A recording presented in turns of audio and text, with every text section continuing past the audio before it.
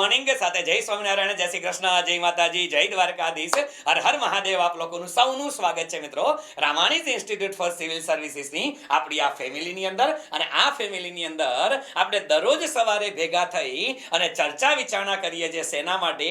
તો કે આવનારી નહીં પણ 10મી ઓક્ટોબરે લેવાનારી આ પેટા હિસાબની અને સબોર્ડિનેટની પરીક્ષા માટે મથીએ છીએ. અને ગમે એમ કરીને મિત્રો, ગમે તેમ કરીને આ પરીક્ષા પાસ કરવી છે ને, એવા એક દ્રઢ સંકલ્પ સાથે આપણે લોકો ભેગા થાય છે. અને એટલે હવે તો એક સેન્ટેન્સ મગજની અંદર રોજ ઉતારવા જેવું છે કે હો ચુકા આગાઝ રણકા, યુગ બદલને કી તૈયારી હૈ, જીત ઉસી કી હોગી જિસકા સંઘર્ષ જારી હૈ. જેની મહેનત ચાલુ છે, જેનો સંઘર્ષ ચાલુ છે ને તાઓ, એ લોકો 10મી તારીખે મેદાનની અંદર એ વાવટો વિજયનો ફરકાવીને જ આવવાના છે. તો આવા એક સંકલ્પ સાથે અને દ્રઢ મનોબળ સાથે, એક જોશ સાથે, એક જુસ્સા સાથે, એક મોટિવેશન સાથે તૈયારી કરવાની છે.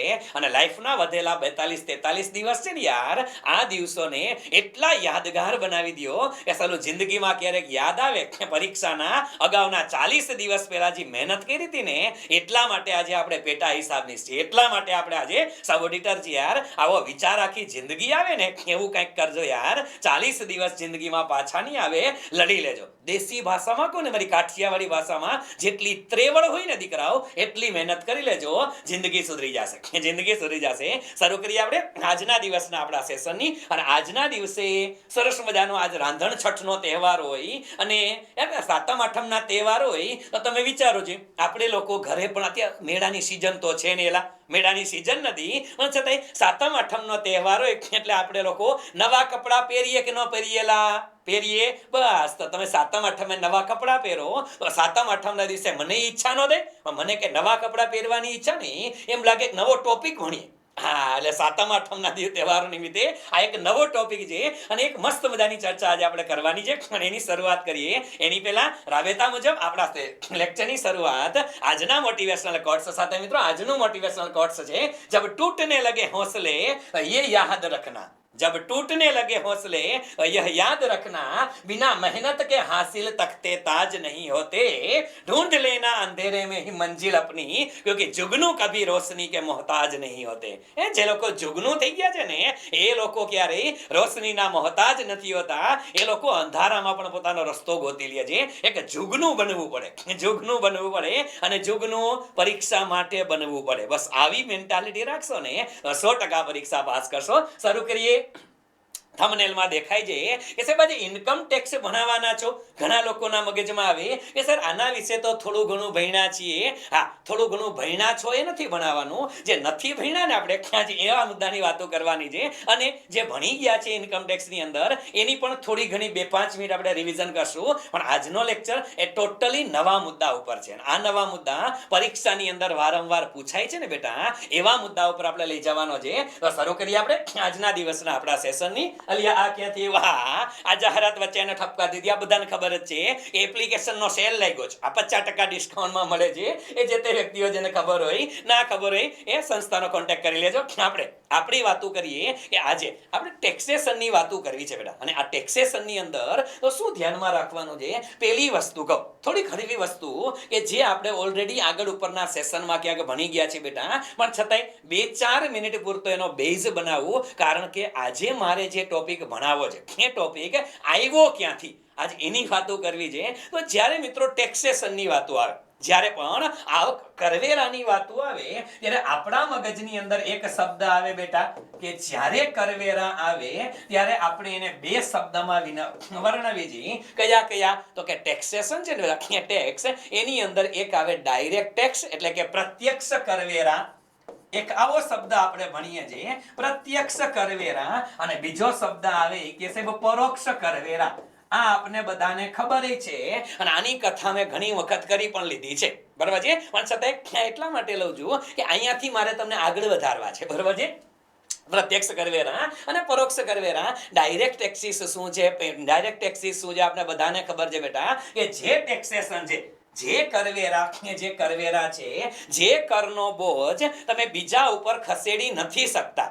આ યાદ રાખશું. પરીક્ષામાં સીધો સવાલ અહીંથી પડે છે આપણી પરીક્ષામાં, સાવ સાદો સવાલ પડે કે જે ટેક્સનો બોજ તમે અન્ય પર ખસેડી ના શકો, જેનો ટેક્સ બોજ અન્ય પર ખસેડી ન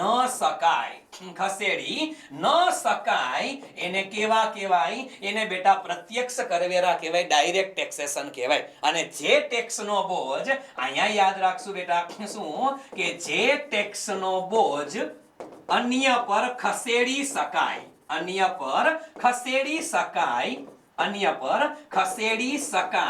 તેને શું કહેવાય? તો કે તેને આપણે ઇનડાયરેક્ટ ટેક્સ કહીએ છીએ, પરોક્ષ કરવેરા. આ એક સાદી સમજ છે. હવે આપને એ તો બરોબર કે સાહેબ ડાયરેક્ટ ટેક્સેશન આવે, ઇનડાયરેક્ટ ટેક્સેશન આવે, પણ આપણે આજે ચેપ્ટરનું નામ આપ્યું છે બેટા આવકવેરો. આપણે આજે ભણવું છે એ આવકવેરાની બધી વાતો કરવાની છે. તો સાહેબ એ બધું આવે શેમાં? આવકવેરો શેની અંદર આવે? તો બેટા આવકવેરો છે ને એ શેની અંદર આવે? એ પ્રત્યક્ષ કરવેરામાં આવે. શેની અંદર આવે? ડાયરેક્ટ ટેક્સીસ છે ને એની અંદર આવકવેરો આવે. તો સીધો સવાલ આવે કે સાહેબ ડાયરેક્ટ ટેક્સીસ છે, અમે એવું નામ સાંભળેલું છે કે ડાયરેક્ટ ટેક્સ છે, તો એની અંદર સાહેબ બે પ્રકાર પડે. હા, બે પ્રકાર પડે બેટા. કયા? એક કેન્દ્ર સરકારના ડાયરેક્ટ ટેક્સીસ અને બીજા રાજ્ય સરકારના. એક કેન્દ્ર સરકારના, બીજા રાજ્ય સરકારના. એ શું છે સાહેબ એની પણ થોડીક કથા કરો. તો હર વ્યક્તિ ખાલી આ ડાયરેક્ટ ટેક્સ છે ને બેટા એના માટે જરાક એક લિસ્ટ બનાવી નાખો ને. એક લિસ્ટ બનાવી નાખો, એમાંથી આપણે ભણવાનું છે અલગ છે એ હું તમને કહું છું. પહેલા લખી નાખો આમાં કેન્દ્ર સરકાર. ડાયરેક્ટ ટેક્સ છે ને બેટા એમાં કેન્દ્ર સરકાર અને રાજ્ય સરકાર. ડાયરેક્ટ ટેક્સ ની અંદર જે ભાગ ડાયરેક્ટ ટેક્સ ની અંદર પડે એવા જ ભાગ બેટા ઇનડાયરેક્ટ માં પડે. પણ ઇનડાયરેક્ટ વાળા ભાગ છે એ આગળ ઉપર પબ્લિક ફાઇનાન્સ ના લેક્ચરમાં, ઇન્કમ ટેક્સ ના લેક્ચરમાં બધે આપણે કર્યા છે, એટલે એની કથા રિપીટ નથી કરતો. આ તો મારે આમાંથી એક ઉપાડવો છે ને મુદ્દો, એટલે આ કરું છું. બરાબર છે? આની વાતો તો થઈ જ ગઈ છે, પણ છતાંય એક યાદ કરાવી દે. પરીક્ષામાં સીધો સવાલ પૂછાય છે આપણે ક્લાસ 3 ની પરીક્ષા પહેલા કે નીચેનામાંથી કયો કરવેરો ડાયરેક્ટ ટેક્સ છે અને કયો ઇનડાયરેક્ટ છે? હારું ખબર તો હોવી જોઈએ ને કે કયો ડાયરેક્ટમાં આવે, કયો ઇનડાયરેક્ટમાં આવે. એ ખબર હોવી જોઈએ કે કયો ટેક્સેશન છે કેન્દ્ર સરકારનો છે, કયો રાજ્ય સરકારનો છે. હેલો, ખબર હોવી જોઈએ બેટા કે કયો ડાયરેક્ટ ટેક્સેશન કેન્દ્ર સરકારનો છે, કયો રાજ્ય સરકારનો છે. આ બધી વસ્તુ છે એને આપણે ધ્યાનમાં રાખશું. બરોબર છે? તો અહીંયા આપણે ધ્યાનમાં રાખીએ કે કેન્દ્ર સરકાર જે છે, કેન્દ્ર સરકાર બેટા કેન્દ્ર સરકારનો જે ટેક્સેશન જે છે એ શું છે? કેન્દ્ર સરકારના જે વેરા આવે એની અંદર પ્રત્યક્ષ કરવેરા, કેન્દ્ર સરકારના પ્રત્યક્ષ કરવેરા, એના જુદા જુદા નામ મારે તમને લખાવા છે. અને એમાં સૌથી પહેલો ટેક્સ આવે બેટા ઇન્કમ ટેક્સ, એટલે કે આવકવેરો. કેન્દ્ર સરકારનો ડાયરેક્ટ ટેક્સ એની અંદર સૌથી પહેલો એટલે કયો બેટા? એને આવકવેરો કહેવાય. આપણે આજે જે કથા કરવાની છે ને એ આ ભાઈની કથા કરવાની છે. કોની? આ ભાઈની, આવકવેરાની, ઇન્કમ ટેક્સની આપણે કથા કરવાની છે. પણ હાલો આ લિસ્ટ બનાવી નાખીએ આપણે. બીજો વેરો આવે એને કહેવાય છે કોર્પોરેટ ટેક્સ. શું કહેવાય છે બેટા? Corporate tax. એટલે એને ગુજરાતીમાં નિગમ વેરો કહેવાય. શું કહીએ છીએ આપણે? એને નિગમ વેરો કહીએ છીએ. આ એક યાદ રાખી લેશું. નંબર 3 લખી નાખો. કંપની ઉપર લાગે એને કોર્પોરેટ ટેક્સ કહીએ છીએ, આપણે નિગમ વેરો કહીએ છીએ. નંબર 3 લખી નાખો સંપત્તિ વેરો. નંબર 3 હતો સંપત્તિ વેરો, જેને આપણે વેલ્થ ટેક્સ તરીકે ઓળખતા હતા. હા, જે તે વખતે રદ થઈ ગયો છે અત્યારે 2015-16 થી, પણ લખીએ કદાચ પરીક્ષામાં પૂછી નાખે. ત્યાર પછી લખી નાખો ગિફ્ટ ટેક્સ. નંબર 4 જે છે એ ગિફ્ટ ટેક્સ, બક્ષિસ વેરો. ગિફ્ટ ટેક્સ એટલે બેટા બક્ષિસ વેરો છે. એ બક્ષિસ વેરાની પણ આપને ખબર છે. ત્યાર પછી નંબર 5, એલા ક્યાં લખું? ઉભા રહેજો, હું અહીંયા ચડાવું છું આને. આ નંબર 5 એટલે મારે લિસ્ટ પૂરું થાય. નંબર 5 એની અંદર લખી નાખો capital gain tax. Capital gain tax એટલે મૂડી નફા પર કર. મૂડી નફા પર કર. Capital gain tax. એમાં શોર્ટ ટર્મ, લોંગ ટર્મ, આની ચર્ચા આપણે થઈ ગઈ છે બેટા. Capital gain tax short term માટે અને લોંગ ટર્મ માટે. બરાબર? ત્યાર પછી નંબર 6 લખો બેટા security transaction tax, STT. Security transaction tax, STT. Security transaction tax, STT. આ શેર બજારમાં ખરીદી વેચાણ કરો ને બેટા, તમે શેર બજારમાં કોઈને તમારા બ્રોકરને કહો હાલો મોટા રિલાયન્સના કેટલા આલે, અને તમારો બ્રોકર કે 110, એટલે તમે કહો 100 લીધા, ધોળ દેરાનો ફોન મૂકો 100 દીધા. આ લીધા દીધા કરો ને બેટા, આ લીધા દીધા ઉપર જે ટેક્સ લાગે ને એને એસટીટી કહેવાય, સિક્યુરિટી ટ્રાન્ઝેક્શન ટેક્સ, જે શેર બજારના સોદા ઉપર લાગે છે એના માટે. ત્યાર પછી નંબર 7 આવે, last but not the least, જેને કહેવામાં આવે છે શું? Minimum alternate tax, mat.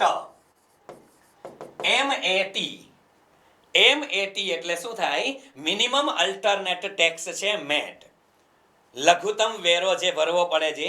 કંપનીઓ કે અમારે નફો જ નથી થતો, તો 15 વર્ષથી પાછી નફા વગરની કંપની હાલતી હોય, બોલો. હા, એટલે સરકારે નાટક કર્યું, ભાઈ તમારી કંપની નફો નથી કરતી, એ કે કા બંધ કરી નાખો અને કા મિનિમમ આટલો ટેક્સ ભરવો તો પડે, એને મેટ કરે. આ સાથે સાથ છે ને બેટા, એ કયા છે? એ કેન્દ્ર સરકારના ડાયરેક્ટ ટેક્સીસ છે. શેના? કેન્દ્ર સરકારના ડાયરેક્ટ ટેક્સીસ. એટલે આ 7 થયા. રાજ્ય સરકારના ડાયરેક્ટ ટેક્સીસ ની અંદર બે જ શબ્દ યાદ રાખવાના છે. એક કોને કહેવાય? લેન્ડ રેવન્યુ, ધેટ મીન્સ જમીન મહેસૂલ. કયો શબ્દ આવે? એક આવે લેન્ડ રેવન્યુ, ધેટ મીન્સ જમીન મહેસૂલ. આ જમીન મહેસૂલ કોણ ઉઘરાવે? અલિયા રાજ્ય સરકાર ઉઘરાવે. કોણ ઉઘરાવે? રાજ્ય સરકાર ઉઘરાવે છે. એક જમીન મહેસૂલ અને બીજો આવે છે વ્યવસાય વેરો. કયો વેરો આવે બેટા? વ્યવસાય વેરો. જમીન મહેસૂલ અને વ્યવસાય વેરો એટલે પ્રોફેશનલ ટેક્સ. વ્યવસાય વેરો એટલે બેટા પ્રોફેશનલ ટેક્સ છે. અને આ જે પ્રોફેશનલ ટેક્સ છે ને, કે શું? તો કે માની લ્યો તમારે કોઈ પણ પ્રકારની દુકાન હોય, તમારે કોચિંગ ક્લાસ છે, દુકાન છે, હા, પ્રોવિઝન સ્ટોર હોય, તમારે દૂધની દુકાન હોય, ગમે એ દુકાન હોય, તમે વ્યવસાય કરો ને એના ઉપર, એટલા માટે તમારે વ્યવસાય કરો છો તો એના માટે તમારે ટેક્સ ભરવો પડે. અને આ ટેક્સ અત્યારે મહિને 200 રૂપિયા છે. મહિને 200 રૂપિયા એટલે વરના 2400 રૂપિયા થયા. પણ અહીંયા એક જોગવાઈ છે બેટા, વધુમાં વધુ રૂપિયા 2500 લઈ શકાય. વર્ષના, આ વર્ષના હોય બેટા, કોના? વર્ષના વધુમાં વધુ 2500 લઈ શકાય છે. એક યાદ રાખજો, પરીક્ષામાં ક્યાંક આવેલો શબ્દ છે કે વ્યવસાય વેરો વધુમાં વધુ કેટલો લઈ શકાશે? વર્ષે 2500 રૂપિયા. અત્યારે હાલે છે કેટલા રૂપિયા? અત્યારે હાલે છે મહિનાના 200 રૂપિયા. મહિનાના 200 રૂપિયા એટલે 2400 થાય. પણ વધુમાં વધુ લઈ કેટલો શકશે? 2500 લઈ શકશે, એનાથી વધારે નહીં બેટા. બરાબર છે? ચાલો, તો આ હતી વાતો શેના માટેની? તો કે કરવેરા. હવે કરવેરાની અંદર ડાયરેક્ટ ટેક્સ તો બરોબર છે સાહેબ, આ ઇનડાયરેક્ટ ટેક્સ બરોબર છે.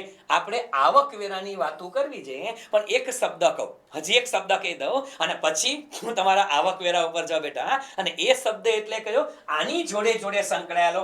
જ્યારે પ્રત્યક્ષ કરવેરા આવે અને જ્યારે પરોક્ષ કરવેરા આવે ને, ત્યારે ટેક્સેશનની ઓલી સિસ્ટમ આવે છે. કદાચ તમે લોકોએ નામ સાંભળેલા છે બેટા, કે ભારતમાં કર પ્રણાલી, એમાં એક આવે છે પ્રોગ્રેસિવ ટેક્સેશન સિસ્ટમ. ઇંગ્લિશમાં શું કહેવાય છે? પ્રોગ્રેસિવ ટેક્સેશન સિસ્ટમ, જેને પ્રગતિશીલ કરવેરા કહેવાય છે. કેવા કહેવાય છે? પ્રગતિશીલ કરવેરા સિસ્ટમ. અને પ્રગતિશીલ કરવેરા સિસ્ટમ એટલે શું બેટા? તો આ બધું રિવિઝન છે. હેલો, આ બધું 2-4 મિનિટનું રિવિઝન છે. આપણે મુખ્ય ટોપિક તો બાકી જ છે. આ તો આવ્યું તો લગે હાથ, 2-4 મિનિટમાં રિવિઝન થઈ જાય ને એટલે ટેન્શન ના રહે. બરોબર? એટલે વળી પાછા કોક વિચારતા હશે કે ગાડી ભાગે છે બહુ, એટલે આ ભાગતી નથી, રિવિઝન કરાવું છું. બરોબર છે? હાલો, પ્રગતિશીલ કરવેરા એટલે કેવા કરવેરા? તો કે જેમ ટેક્સ, જેમ આવક વધે. પ્રગતિશીલ કરવેરાની ખાસિયત શું બેટા? જેમ આવક વધે તેમ ટેક્સ વધે. એને શું કહેવાય? એને પ્રગતિશીલ કરવેરા કહેવાય. અને વિશ્વમાં સૌથી વધુ પ્રચલિત આ સિસ્ટમ છે. વર્લ્ડમાં સૌથી વધુ પ્રચલિત આ સિસ્ટમ છે કે જેમ ટેક્સ વધે છે, જેમ આવક વધે એમ બેટા ટેક્સ વધવાનો છે. જેમ આવક વધે એમ ટેક્સ વધવાનો છે. અને આના માટે એક બેસ્ટ ઉદાહરણ આપી શકાય છે નું, તો કે આવક વેરો. કયું ઉદાહરણ આપી શકાય? આવક વેરો. આપણે જેની આજે કથા કરવાના છે ને બેટા, ઈ આવક વેરો શેમાં આવે? એ પ્રગતિશીલ કરવેરામાં આવે, પ્રોગ્રેસિવ ટેક્સેશન ની અંદર આવે. આવા સવાલ પૂછાય છે ને, એટલે આવક વેરો ભણવો છે. એટલે ખાલી કે એવું ન હોય કે ના, આવક વેરામાં શું શું તથ્ય છે એ બધું લેવું પડે, એટલે બે કામ હારે થાય છે. બરોબર છે? ચાલો, ત્યાર પછી એક બીજી સિસ્ટમ છે બેટા, એને કહેવામાં આવે છે રિગ્રેસિવ ટેક્સેશન સિસ્ટમ. શું કહેવાય છે? રિગ્રેસિવ ટેક્સેશન સિસ્ટમ. અને રિગ્રેસિવ એટલે એને પ્રતિગામી કરવેરા પદ્ધતિ કહેવાય. કઈ કહેવાય બેટા? પ્રતિગામી કરવેરા પદ્ધતિ કહેવાય છે રિગ્રેસિવ ટેક્સેશન સિસ્ટમ. બેટા રિગ્રેસિવ ટેક્સેશન સિસ્ટમ એટલે એને આવક હારે ટેક્સ ને કોઈ સંબંધ નથી. આવક સાથે ટેક્સને કોઈ સંબંધ નથી. ભાઈ આ વળી શું થયું કે આવક હારે કોઈ સંબંધ નથી. સાવ સીધા શબ્દોમાં કહું કે તમારી આવક ગમે એટલી હોય, તમારે ટેક્સ તો એટલો જ ભરવાનો. હેલો, આવક ગમે એટલી હોય, ટેક્સ તમારે સરખો ભરવાનો. અને એના માટે ઉદાહરણ આપી શકાય કેવા, તો કે પરોક્ષ કરવેરા. કેવા કરવેરા? પરોક્ષ કરવેરા. ઇનડાયરેક્ટ ટેક્સીસ જે છે ભારતની અંદર, આ ડાયરેક્ટ ટેક્સીસ ની અંદર લાગે છે, આ ઇનડાયરેક્ટ માં શું કામ ને? અને પરોક્ષ કરવેરાની અંદર અત્યારે આપને ખબર છે કે મોટા ભાગે તો જીએસટી થઈ ગયા. શું કામ? સિમ્પલ ઉદાહરણ આપું બેટા, કે તમે પાર્લેજીનું પેકેટ ખરીદો. હેલો, પાર્લેજીનું પેકેટ તમે ખરીદો, એમાં જો ટેક્સ 50 પૈસાનો ટેક્સ હોય ને બેટા, તો બોમ્બેની અંદર ધરાવીની ઝૂંપડપટ્ટીમાં રહેતો વ્યક્તિ જ્યારે પાર્લેજીનું પેકેટ ખરીદે ને, એને 50% ટેક્સ ભરવો પડે. અને એ જ બોમ્બેની અંદર મુકેશભાઈ અંબાણી રહે છે, એ પાર્લેજીનું પેકેટ ખરીદે ને, તો એને 50 પૈસા ટેક્સ ભરવાનો. બંને માટે ટેક્સ સરખો છે, એમાં અમીર હોય કે ગરીબ હોય કઈ ફરક નથી પડતો ને, એટલે એને રિગ્રેસિવ ટેક્સેશન સિસ્ટમ કહેવાય છે. એક ઝૂંપડપટ્ટીના વ્યક્તિ 50 પૈસા ટેક્સ ભરે એટલો જ બીજાએ ભરવાનો. એટલે ભારત દેશને દુનિયાના દરેક દેશમાં જે ઇનડાયરેક્ટ ટેક્સેશન છે બેટા, જીએસટી ઘણા દેશની અંદર છે, આપણે ચર્ચા કરી લીધી છે કે જીએસટી છે એ રિગ્રેસિવ ની અંદર આવે. શું કામ? કારણ કે આવક ગમે એટલી હોય, ટેક્સ તો સરખો ભરવાનો. હેલો, તમે સાયકલ ખરીદી કરવા જાઓ, મોટરસાયકલ ખરીદી કરવા જાઓ, કરોડપતિએ ટેક્સ એટલો ભરવાનો. અને બિચારો મજૂર માણસ છે, જે મજૂરી કરીને જે માન ગુજરાન ચલાવે છે, એને મોટરસાયકલ ખરીદે તો ટેક્સ એટલો ભરવાનો. બધા માટે સરખો છે બેટા. એટલા માટે આને શું કહેવાય છે? રિગ્રેસિવ ટેક્સેશન સિસ્ટમ કહેવાય છે. અને ત્રીજો અને છેલ્લો પ્રકાર હતો, અને એ પ્રકાર એટલે કયો હતો? પ્રમાણસર, પ્રોપોર્શનલ ટેક્સેશન સિસ્ટમ. પ્રોપોર્શનલ એટલે પ્રમાણસર કરવેરા પદ્ધતિ. અને કરવેરા, આ બધી કરવેરાની પદ્ધતિઓ છે. પ્રમાણસર કરવેરા પદ્ધતિ એટલે શું? એક ફિક્સ જ દર કે ગમે તેટલી આવક હોય, આ ગમે તેટલી આવક હોય ફિક્સ રેટ મુજબ. કેવા રેટ બેટા?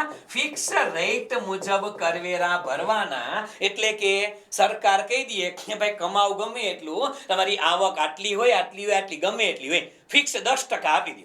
ફિક્સ 10% એટલે 1.5 લાખ કમાવા વાળો પણ 10% ટેક્સ ભરે, અને 15 લાખ કમાવા વાળો પણ 10% ટેક્સ ભરશે. એટલે એક પ્રોપોર્શનલ ટેક્સેશન છે. જેટલું કમાવ ને એમાંનો અમુક ભાગ ટેક્સમાં આપી દેવાનો. બસ, જેટલું કમાવ એનો અમુક ભાગ ટેક્સમાં આપી દેવાનો. એ પ્રોપોર્શનલ છે.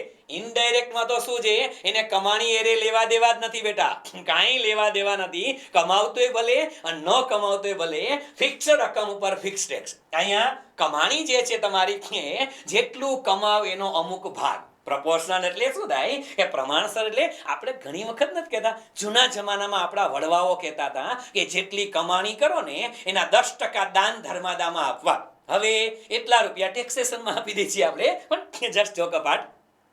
આ છે પ્રમાણસર કરવેરા પદ્ધતિ. બરોબર છે? તો મેઇન વસ્તુ એ છે કે આ બધી બાબતો છે. હવે આપણે બેટા આજે જે ચર્ચા કરવાના છે એ શેના માટેની? તો આજે આપણે વાતો કરવી છે ડાયરેક્ટ ટેક્સની અંદર આવતો કેન્દ્ર સરકારનો કરવેરો, એટલે આવકવેરો.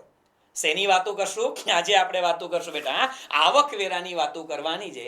આવકવેરો શું છે એને આપણે સંપૂર્ણ શબ્દોમાં સમજશું. ઘણા બધા શબ્દ પરીક્ષામાં ટર્મિનોલોજી જાજી છે આજે, કે આકારણી વર્ષ કોને કહેવાય, પાછલું વર્ષ કોને કહેવાય, શખ્સ કોને કહેવાય. ક્યાં તો આવા શબ્દ છે બેટા, આજ એની થોડી ચર્ચા કરવી છે. તો એ બધા ચર્ચા માટે શબ્દ લે શરૂ કરીએ આપણે. આજના મેઇન સેશનની શરૂઆત હવે થાય છે. પિક્ચરના હીરોની એન્ટ્રી હવે આવી. અને એ કોણ? એ છે આવકવેરો. શું છે? આવકવેરો. અને આવકવેરો એટલે શું? તો કે એની અંદર સૌથી પહેલા આજે ઘણી બધી વસ્તુ છે ને બેટા, એ હવે પછીની સ્લાઇડ છે એમાં મોટા ભાગનું હું લખેલું તૈયાર લઈ આવ્યો છું, એટલે તમારે અલગથી લખવાની જરૂર નથી. બરાબર છે? હા, પીપીટી મળે ત્યારે અલગ અલગ નોટ્સમાં લખી નાખજો, ટેન્શન નથી. બરાબર? ચાલો, સૌથી પહેલા તો આ પરીક્ષામાં સીધા ફેક્ટ પૂછાયેલી આવ્યો છું મિત્રાઓ, કે ભારતમાં સૌથી પહેલા કરવેરાની શરૂઆત ક્યારે થઈ? ઈ કે સાહેબ 1860માં. ક્યારે થઈ? 1860માં. અને આપણને એ પણ ખબર છે કે 1860માં કરવેરાની શરૂઆત થઈ કોના દ્વારા? તો કે જેમ્સ વિલ્સન દ્વારા ભારતમાં પહેલી વખત બજેટ આવ્યું.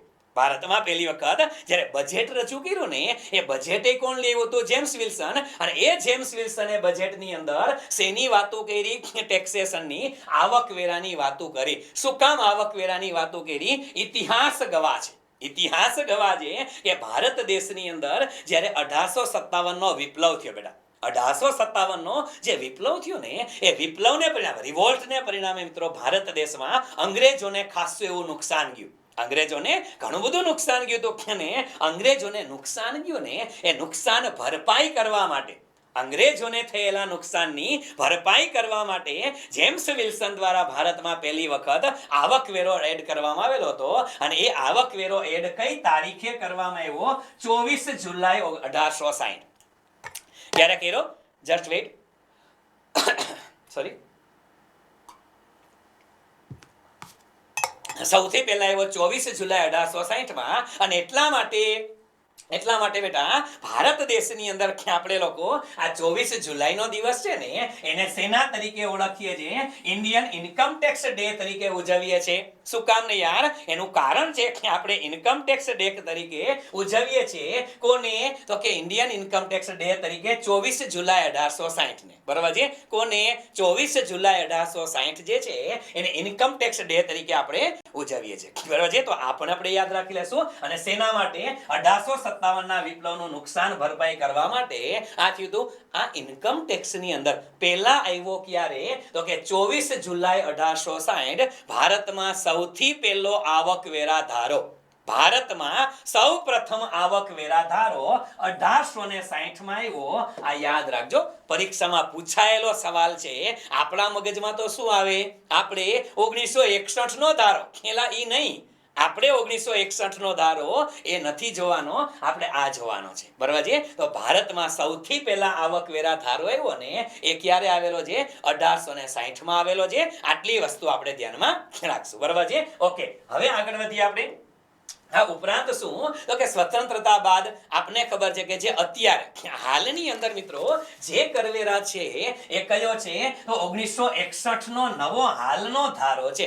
અને ક્યારે અમલમાં આવ્યો? તો કે ઇન્કમ ટેક્સ એક્ટ 1961 માં અમલમાં આવ્યો. અને પરીક્ષામાં આ પણ પૂછાય છે એ સાહેબ અમલમાં આવ્યો 1961 માં. અમલમાં આવ્યો 1961 માં. લાગુ ક્યારે થયો? તો લખી નાખજો ક્યાંક 1/4/1962 થી. આપને સીધી તારીખો પૂછાય છે.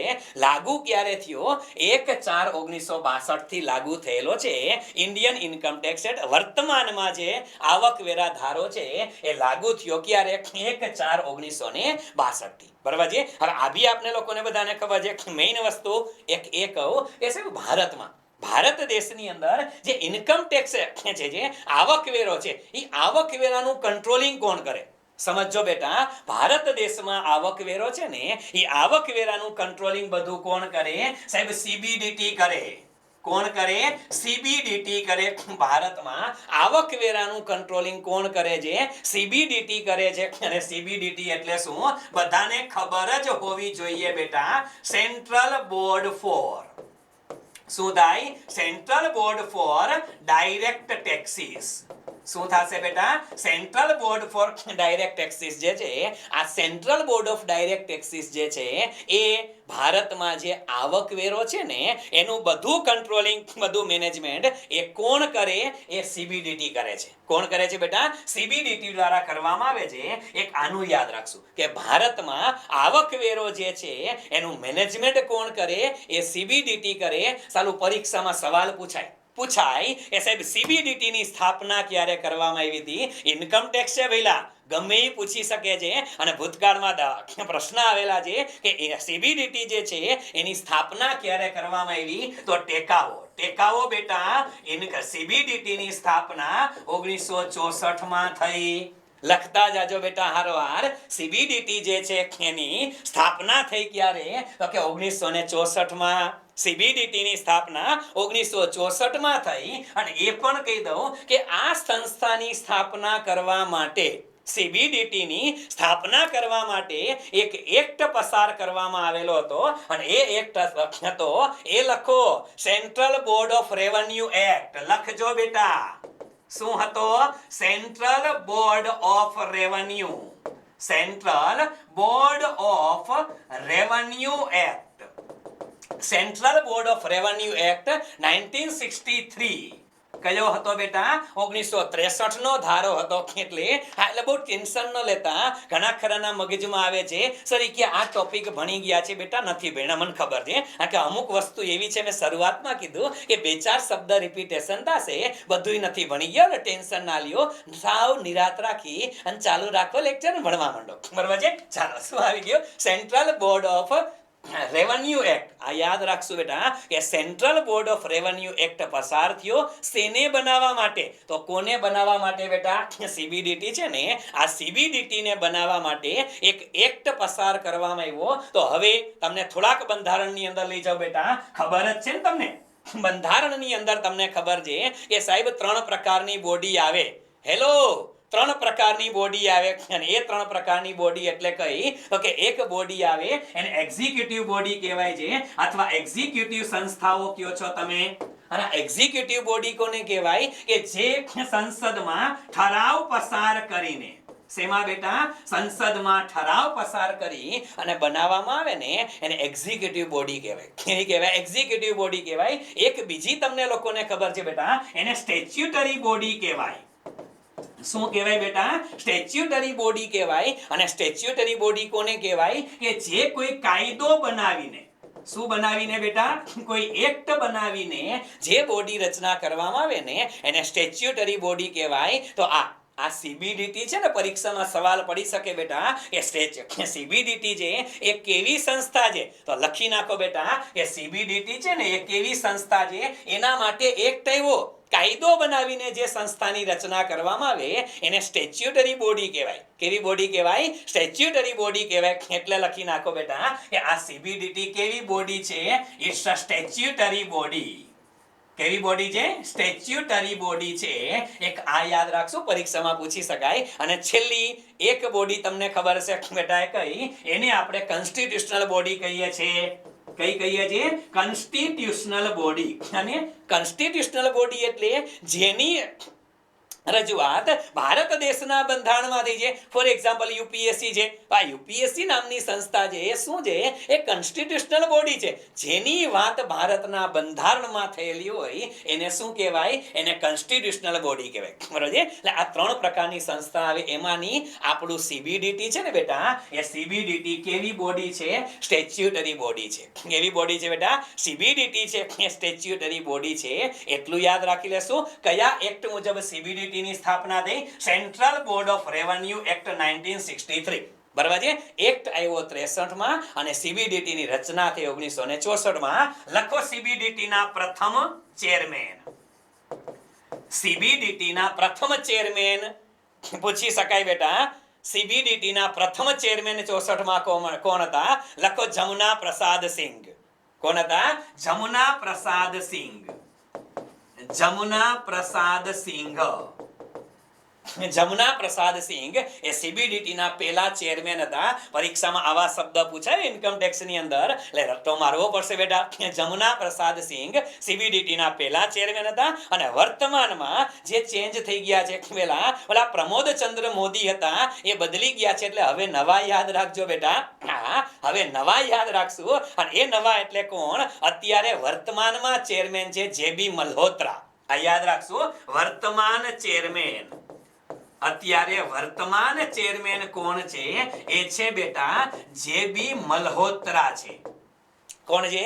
જેબી મલ્હોત્રા. આને યાદ રાખી લેશું, પરીક્ષામાં પૂછી શકાય. ચેન્જ થયા છે એટલે પૂછાશે કે ચેન્જ થયા છે. જે નવા ચેરમેન કેવા પદાધિકારી આવે ને બેટા એ પૂછાય છે. એટલા માટે યાદ રાખશું. જેબી મલ્હોત્રા છે એ વર્તમાનના ચેરમેન છે. અને સીબીડીટી છે બેટા એનું હેડક્વાર્ટર લખી નાખો. સીબીડીટી નું હેડક્વાર્ટર ક્યાં આવેલું છે? તો કે દિલ્હી આવેલું છે. ક્યાં આવેલું છે? સીબીડીટી નું હેડક્વાર્ટર છે બેટા એ ક્યાં આવેલું છે? દિલ્હી આવેલું છે. એટલું આપને ખબર હોવી.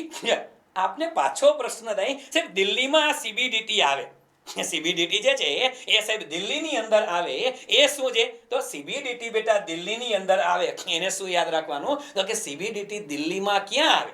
અલિયા એ તો ખબર છે ને કે ભારત દેશની અંદર આ બધું કામ થાય કયા ડિપાર્ટમેન્ટમાં? હેલો, આ બધું છે એ કઈ મિનિસ્ટ્રી અંતર્ગત આવે? કે આવકવેરાની બાબતો જે છે એ કામ બધું કઈ મિનિસ્ટ્રી સંભાળે? ભારતની કઈ મિનિસ્ટ્રી આ બધું સંભાળે બેટા? કઈ મિનિસ્ટ્રી સંભાળે આ બધું? કયું મંત્રાલય આવે?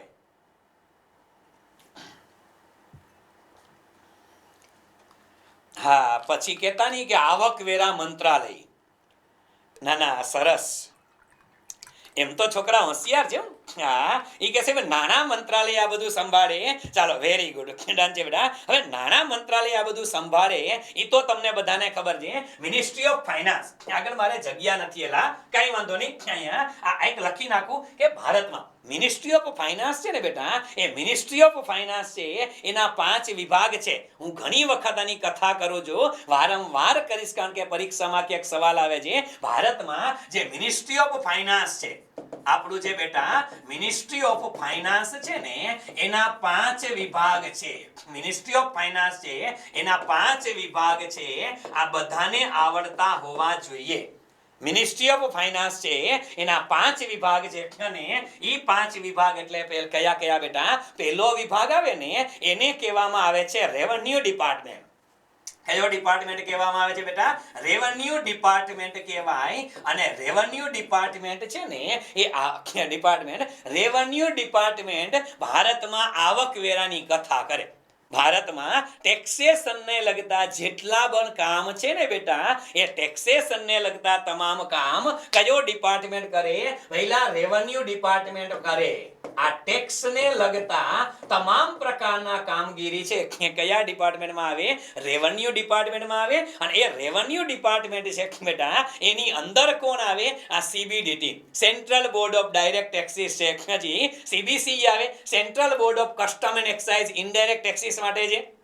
આ બધા ડિપાર્ટમેન્ટ બેટા આવે છે એમાં રેવન્યુ ડિપાર્ટમેન્ટમાં. શેમાં આવશે? રેવન્યુ ડિપાર્ટમેન્ટની અંદર આવશે. આ એક યાદ રાખી લેશું, ખબર હોવી જોઈએ લશ્કર ક્યાં લડે છે. બરાબર છે. બીજો ડિપાર્ટમેન્ટ આવે એને કહેવામાં આવે છે બેટા એક્સપેન્ડિચર ડિપાર્ટમેન્ટ. કયો ડિપાર્ટમેન્ટ છે? એક્સપેન્ડિચર, ખર્ચ મંત્રાલય છે ને આપણે કહીએ છીએ. ખર્ચા બરચા કરવાના હોય, ફાઇનાન્સ કમિશનની બધી વાતો છે એ બધું આમાં આવે. એ બધું આમાં આવશે. ત્રીજો ડિપાર્ટમેન્ટ આવે બેટા, એને કહેવાય ઇકોનોમિક અફેર્સ ડિપાર્ટમેન્ટ. કયું આવે છે બેટા? Economic affairs department. અને આ યાદ રાખજો બેટા કે ઇકોનોમિક અફેર્સ ડિપાર્ટમેન્ટ છે ને, આ ડિપાર્ટમેન્ટ શું કામ કરે? અલિયા ભારતમાં બજેટ બનાવવાનું કામ. ઇકોનોમિક અફેર્સ ડિપાર્ટમેન્ટ છે ને બેટા, ભારતમાં બજેટ બનાવવાનું કામ કોણ કરે? Economic affairs department. અને આપણે અલિયા આ મિનિસ્ટ્રીના હેડ આપણે બેનને ઓળખીએ છીએ બેટા, કોણ? નિર્મલાબેન. બરાબર છે. નિર્મલા સીતારામ મેમ છે એ ક્યાં બેસે? મિનિસ્ટ્રી ઓફ ફાઇનાન્સના હેડ તો ખરા, પણ એ બેસે ક્યાં? 5 ઓફિસો છે, બધે ક્યાં આટો મારવા જાય? ના બેટા, એને શું કરવાનું? એ કઈ જગ્યાએ બેસે બેટા? એ બેસે ક્યાં? એ અહીંયા ઇકોનોમિક અફેર્સ ડિપાર્ટમેન્ટ છે ને એ અહીંયા બેસે છે, જેને નોર્થ બ્લોક કહેવાય છે. શું કહેવાય છે? નોર્થ બ્લોક કહેવામાં આવે છે. આ યાદ રાખશું. બરાબર છે. આપણે તો આ યાદ રાખશું. ત્યાર પછી ચોથો ડિપાર્ટમેન્ટ છે એને કહેવાય છે ફાઇનાન્શિયલ સર્વિસીસ. શું કહેવાય છે બેટા? ફાઇનાન્શિયલ સર્વિસીસ કહેવાય છે, જેની અંદર બેન્કિંગ, વીમો, આ બધું શેમાં આવે? ફાઇનાન્શિયલ સર્વિસમાં આવે. અને છેલ્લું આવે બેટા દીપમ. છેલ્લું કયું આવે? દીપમ આવે. અને દીપમ એટલે કયું? આ ખાસ યાદ રાખશું. દીપમ એટલે આનું ફૂલ ફોર્મ આપણે ઘણી વખત ચર્ચામાં લીધું છે, department of investment and public asset management. Department of investment and public asset management, જેને આપણે દીપમ તરીકે ઓળખીએ છીએ. અહીંયા બધું ઈ કે છે ડિસઇન્વેસ્ટમેન્ટ થાય. અહીંયા શું થાય? ડિસઇન્વેસ્ટમેન્ટ બધું છે એ અહીંયા થવાનું છે. બરાબર છે. આ અમુક મુદ્દા એવા છે આપણે ઇકોના લેક્ચરમાં ભણી ગયા હતા, પણ અત્યારે જે લગે હાથ જેટલું હાથમાં આવે ને એ બધું લૂંટતો જાઉં છું. ઘણી વખત તો આપણે મકર સંક્રાંતિ ઉપર પતંગ ચગાવવા ચડીએ. અને ઘણી વખત 1-2 પતંગ હાથમાં આવે, પછી જેટલું આવે એટલું લઈ જ લેવાનું હોય, જેથી પછી માથાકૂટ નહીં. એના જેવું છે. એટલે તમારે પછી આ મુદ્દા છે ને એ વાંચવાની જરૂર ન પડે. એટલે બધું લોટવતો જાઉં છું. હારો બહુ ટેન્શન લેતા નહીં. આ કે સાહેબ ઇન્કમ ટેક્સમાંથી ઇકોમાં ઘૂસી ગયા. ના, આ કઈ વધારાનું નથી. લેક્ચરની અંદર હું અહીંયા કથા નહીં કરું, ખેલો આપણે બાહુબલીની વાતો નહીં કરીએ, પિક્ચરની વાતો નહીં થઈ દીકરા, ખાલી ભણવાની જ થશે. બરોબર, ચિંતા ના કરતા. ચાલો મુખ્ય ધંધા ઉપર આવો. સાહેબ કે તમે વાતુડિયા બહુ ક્યાં હતા? સીબીડીટી ની અંદર હતા. Central board of direct taxes છે બેટા, એ શું કરે? Central board of direct taxes છે એ બધી આની કંટ્રોલિંગની જવાબદારી સંભાળે છે. ઇનડાયરેક્ટ ટેક્સીસ જે છે એ કોણ સંભાળે? CBC, central board of custom and excise, central board of custom and excise જે છે એ આની અંદર આવે. પણ આવકવેરો જે છે એમાં આટલા મુદ્દા આપણે ધ્યાનમાં રાખશું. એક મુદ્દો લખાવો જી, એક મુદ્દો મને એ કયો તો કોઈને ખબર છે? ભારત દેશની અંદર, ભારતમાં ફાધર ઓફ ટેક્સ રિફોર્મ્સ, ભારતમાં ફાધર ઓફ ટેક્સ રિફોર્મ, કરવેરા સુધારના પિતામહ કોને કહેવાય છે? લખો કોઈને આવડે તો. ભારતમાં કરવેરા સુધારના પિતામહ.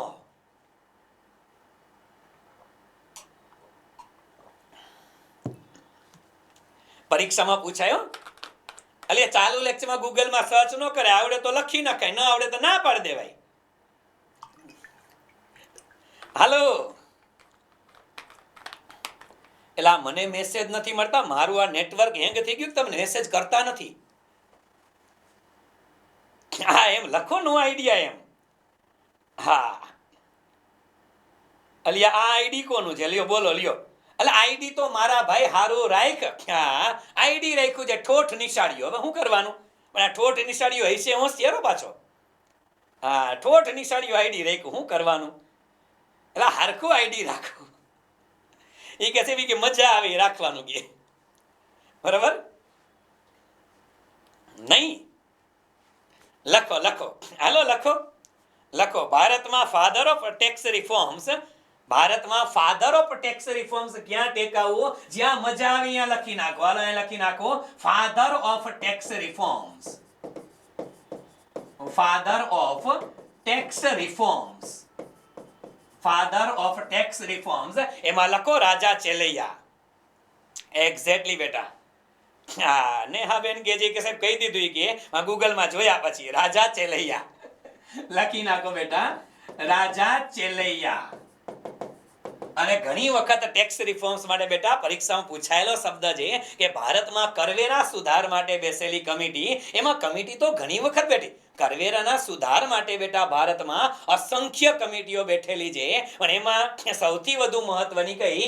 રાજા ચેલૈયા કમિટી હતી. હા રાજા ચેલૈયા કમિટી. અને એટલા માટે રાજા ચેલૈયા છે ને એને ભારતમાં ટેક્સ રિફોર્મ્સ જે થયા, કરવેરાના સુધાર થયા ને બેટા, એના પિતામહ કહેવામાં આવે છે. બરાબર છે? એટલે યાદ રાખશું. બરાબર છે? હા એટલે હવે કહેતા નહીં સાહેબ કે આ આપણે ભણી ગયા છે. ના મને ખબર છે કેટલું ભણ્યા ને કેટલું ન ભણ્યા. ટેન્શન લ્યો માં, રિલેક્સ હોકે પડના હે. હાલો આવતા રહ્યો.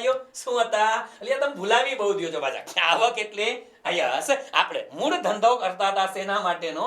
આવકવેરો. આપણે મૂળ કથા કરતા હતા શેની? આવકવેરો. આવકવેરો અત્યારે ચાલે છે 1961 નો, જે કંટ્રોલિંગ કરે છે આપણે સીબીડીટી ઉપર. આ યાદ રાખશું. બરાબર છે? ઓકે ચાલો આગળ વધીએ હવે. અને ઇનડાયરેક્ટ ટેક્સેશનના જે બધા શબ્દ છે મિત્ર, સીબીઈસી ના બધા કયા કયા ટોપિક છે એને આગળ ઉપર ઇનડાયરેક્ટમાં આપણે લેવાના છે ડિટેલમાં, ચિંતા ના કરતા. ઓકે હવે આવકવેરો આપણે ભણીએ તો સાહેબ આવકવેરામાં પહેલો શબ્દ આવે આવક.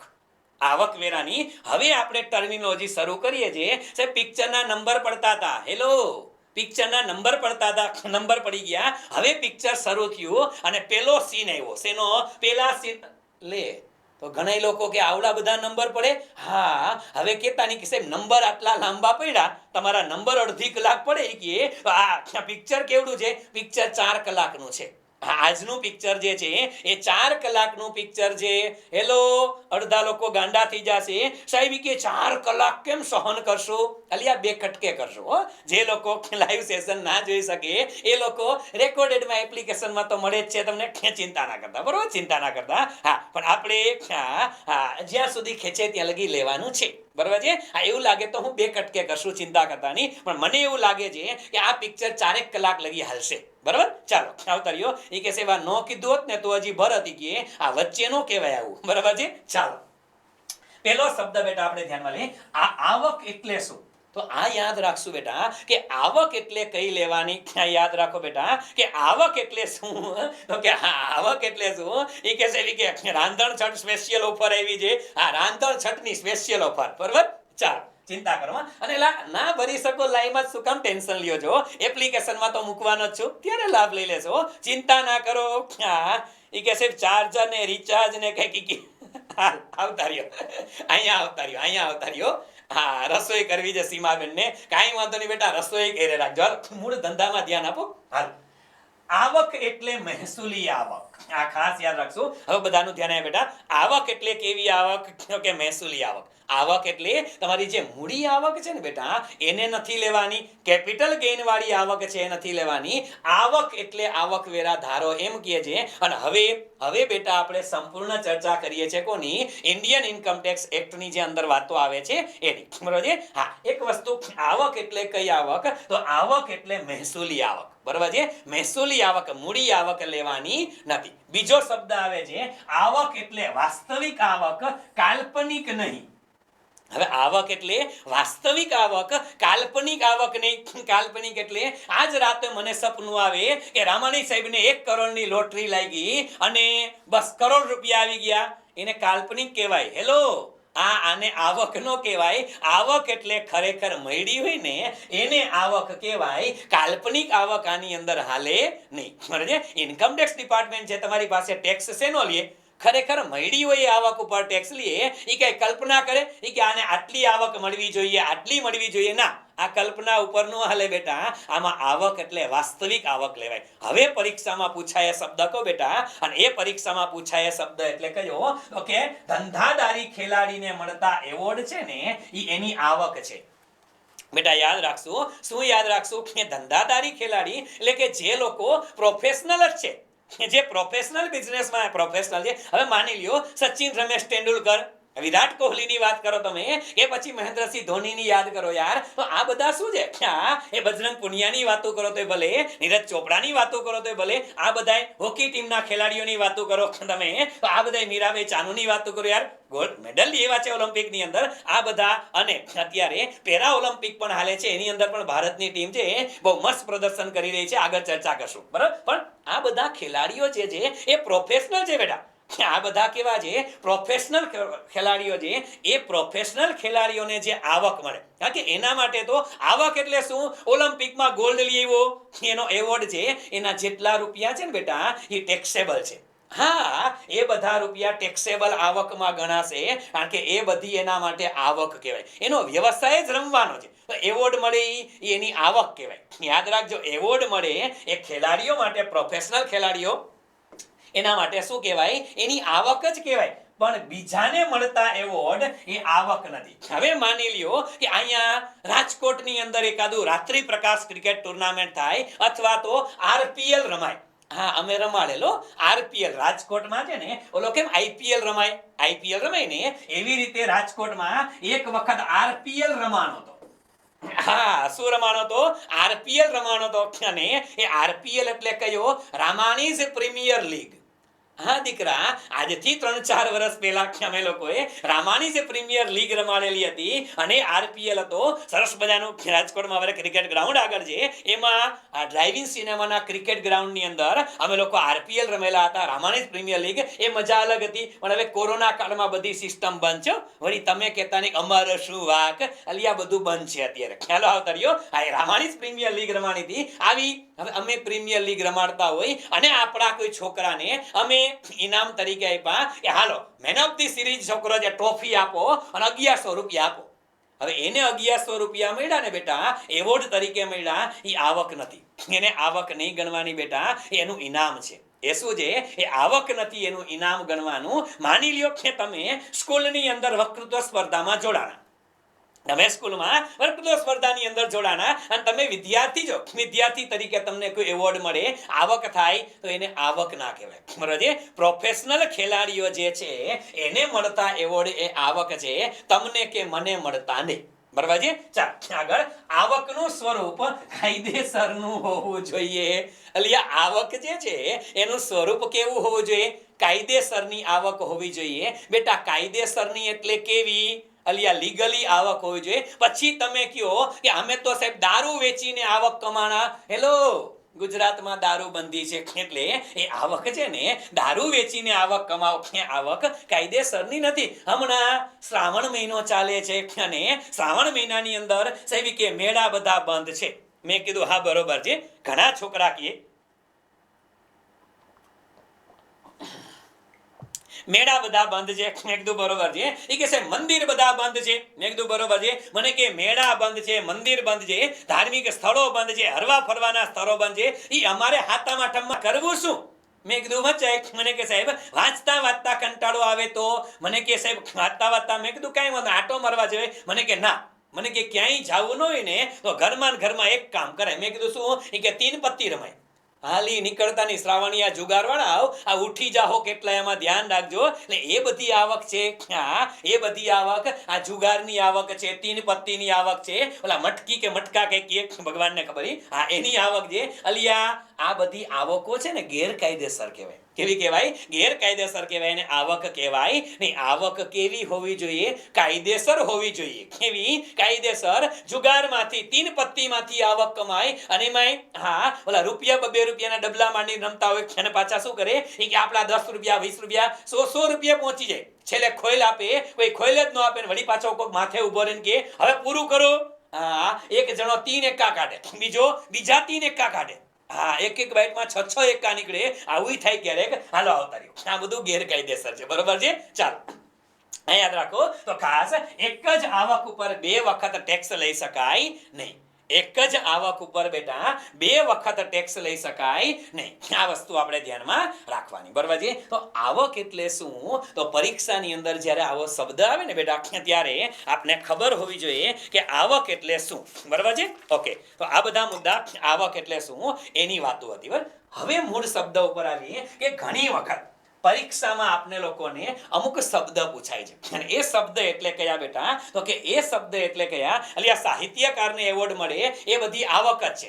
સાહિત્યકારને એવોર્ડ મળે એ બધી આવક જ કહેવાય. એ વ્યવસાયી સાહિત્યકાર જ છે બેટા. જેનો જે વ્યવસાય હોય એમાં જે એવોર્ડ મળે એની આવક જ ગણાય. બરાબર? ચાલો હવે અહીંયા એકંદરે કુલ આવક એટલે શું? સેક્શન 80B5 કદાચ આમાં શું લગભગ તો નથી પણ એમાં એકાદે ટાઈપિંગ મિસ્ટેક મેં જોઈ હતી. હશે તો હું તમને મોકલાઈ દઈશ. બરાબર? પણ આ એકંદરે કુલ આવક 2 શબ્દ ડખે ચડાવે. કયા? એક તો એકંદરે કુલ આવક અને બીજો શબ્દ ખાલી કુલ આવક. એકંદરે કુલ આવક અને બીજો શબ્દ આવે બેટા ખાલી કુલ આવક. તો આ શું છે? પેલા એકંદરે કુલ આવક એટલે આ છે ને બેટા એની આવકવેરા ધારાની કલમ 14 હેઠળ આવક છે ને એને 5 શીર્ષકો હેઠળ વહેંચી છે. કેટલા શીર્ષકો? 5 શીર્ષકો હેઠળ વેચવામાં આવેલી છે. અને આ 5 આવક ભેગી કરો ને એને શું કહેવાય? એને એકંદરે કુલ આવક કહેવાય. શું કહેવાય? એકંદરે કુલ આવક. શેમાં આપેલી છે? આવકવેરા ધારાની કલમ 14 હેઠળ આપેલી છે. અને આપને બધાને ખબર છે બેટા કે આવકવેરા ધારો આ પણ ક્યાંક ટેકાવી દેજો. 1961 નો આવકવેરા ધારો, 1961 નો આવકવેરા ધારો. એના માટે અગત્યની વસ્તુ આપણે યાદ રાખી લેશું કે બેટા આવકવેરા ધારાની અંદર કેટલા? સાહેબ 14 શેડ્યુલ છે. શેડ્યુલ કેટલા છે? તો કે 14 શેડ્યુલ આવેલા છે. લગભગ 29 ચેપ્ટર છે. 29 ચેપ્ટર છે. અને કલમો કેટલી? 29 એટલે 23 લખો. 29 નહીં એલા સોરી 29 નહીં 23 રાખો ને. ડખો થઈ જાય. 23 ચેપ્ટર છે અને કલમો કેટલી છે? 298 કલમ છે. 298 કલમ છે. 14 શેડ્યુલ 23 ચેપ્ટર અને 298 કલમ. ઓકે બરાબર છે? એની અંદર કલમ નંબર 14 છે ને એમાં વ્યાખ્યા આપી છે શેની? તો કે એકંદરે કુલ આવક. એકંદરે કુલ આવકને 5 ભાગમાં વહેંચ્યા છે. કયા ભાગ? એક આવે પગારની આવક, બીજી આવે મકાન મિલકતની આવક, ત્રીજી આવે ધંધા વ્યવસાયની આવક, ચોથી આવે મૂડી નફાની આવક અને પાંચમી આવે અન્ય સાધનોની આવક. બરાબર છે? આ 5 પ્રકારની જે આવક છે ને બેટા એ 5 પ્રકારની આવક છે એ કઈ છે? તો કે એકંદરે કુલ આવક. 5 આવકનો સરવાળો કરો. તમે લોકો બેટા 5 આવકનો સરવાળો કરો ને આ 5 આવકના સરવાળાને શું કહેવાય? એકંદરે કુલ આવક કહેવાય. શબ્દ પકડજો બેટા, પરીક્ષામાં સીધો સવાલ પડે છે. સીધો સવાલ પડે છે કે એકંદરે કુલ આવક કોને કહેવાય? તો એકંદરે કુલ આવક એટલે કઈ? કે જે આવકની અંદર 5 પ્રકાર આવે. પાંચ હેડ જેને કહે છે, આવકના પાંચ હેડ. અને ઘણા ખરા વિદ્યાર્થીઓના મગજમાં હજી કહું છું, આ હેડ ઘૂસી ગયા છે. સાહેબ આ પાંચે પાંચ હેડ કરવાના. અલ્યા તમારે લોકોએ ઇન્કમ ટેક્સની અંદર પીએચડી નથી કરવાનું. તમે લોકો એસવાય બીકોમ ની પરીક્ષા આપવા નથી જતા કે તમને આ પાંચે હેડિંગમાંથી 10 સવાલ પૂછે. એટલે ઇન્કમ ટેક્સના ટોટલ સવાલ 10-12 પૂછે છે. તો એના માટે અલ્યા મકાન મિલકતની આવક કરવા જાઓ, ધંધા વ્યવસાયની આવક કરવા જાઓ, મૂડી નફાની કરો, અન્ય સાધનો, આટલું પીએચડી નથી કરવાનું. તમે એસવાય બીકોમ ની અંદર ટેક્સેશન વિષય નથી ભણતા, આ યાદ રાખીને જાજો. કારણ કે ઘણા ખરા છોકરાના મગજની અંદર એક ઘૂસી ગયું છે. કોણ જાણે ભગવાનને ખબર કોને ઘુસાડી દીધું છે એ કે આખો આવકવેરો કરવો. અલ્યા ગાંડું થઈ જવું છે.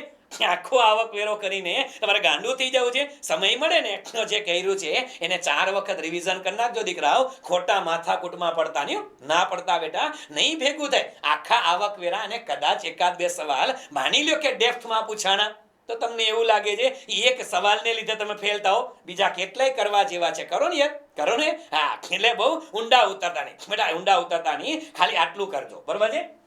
ચાલો, એટલે આવકવેરો જે છે એની અંદર ખાસ એકંદરે કુલ આવક આવે તો એકંદરે કુલ આવકની અંદર 5 શબ્દ, બરાબર છે. કેવું? એકંદરે કુલ આવકની અંદર 5 શબ્દ: પગાર, મકાન મિલકત, ધંધા વ્યવસાય, મૂડી નફો અને અન્ય સાધનો. સીધું પરીક્ષામાં પૂછાય છે, બરાબર છે. ઓકે, ચાલો. હવે એકંદરે કુલ આવક પછી બીજો શબ્દ આવે છે, અને એ બીજો શબ્દ એટલે કયો? ખાલી કુલ આવક.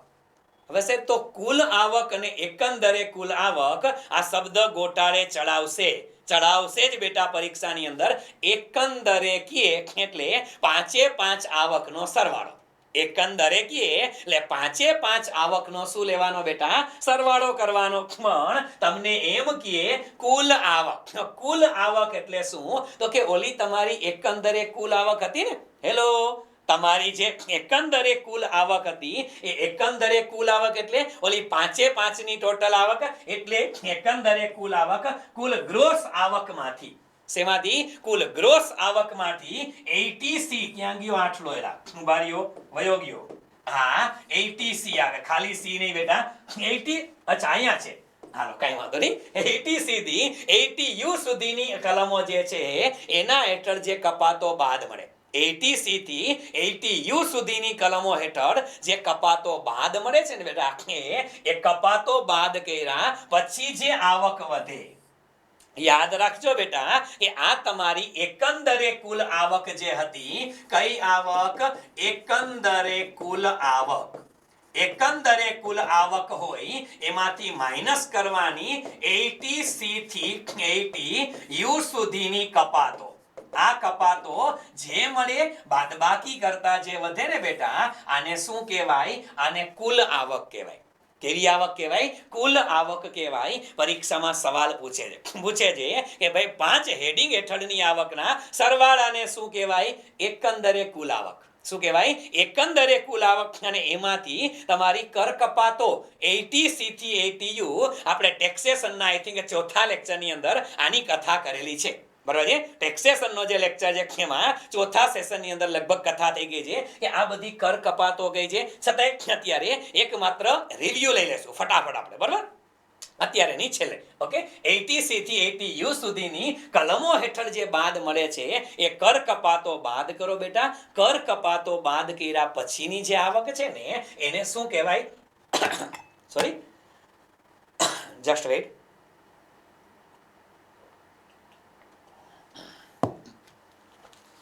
હા, અત્યારે હમણાં 3-4 દિવસ છે ને ગળું આવું રહેશે. શું કામ રીએ? સવારના પોરમાં કે હવે ઘરે ભાખરી નો ખવડાવે. હા, હવે અત્યારે ઓલું બનેલું હોય ને શક્કરપારા ને પૂરી ને ખાખરા ગાંઠિયા, એ બધું ખવડાવે એટલે ગળું આવું બેસી જાય.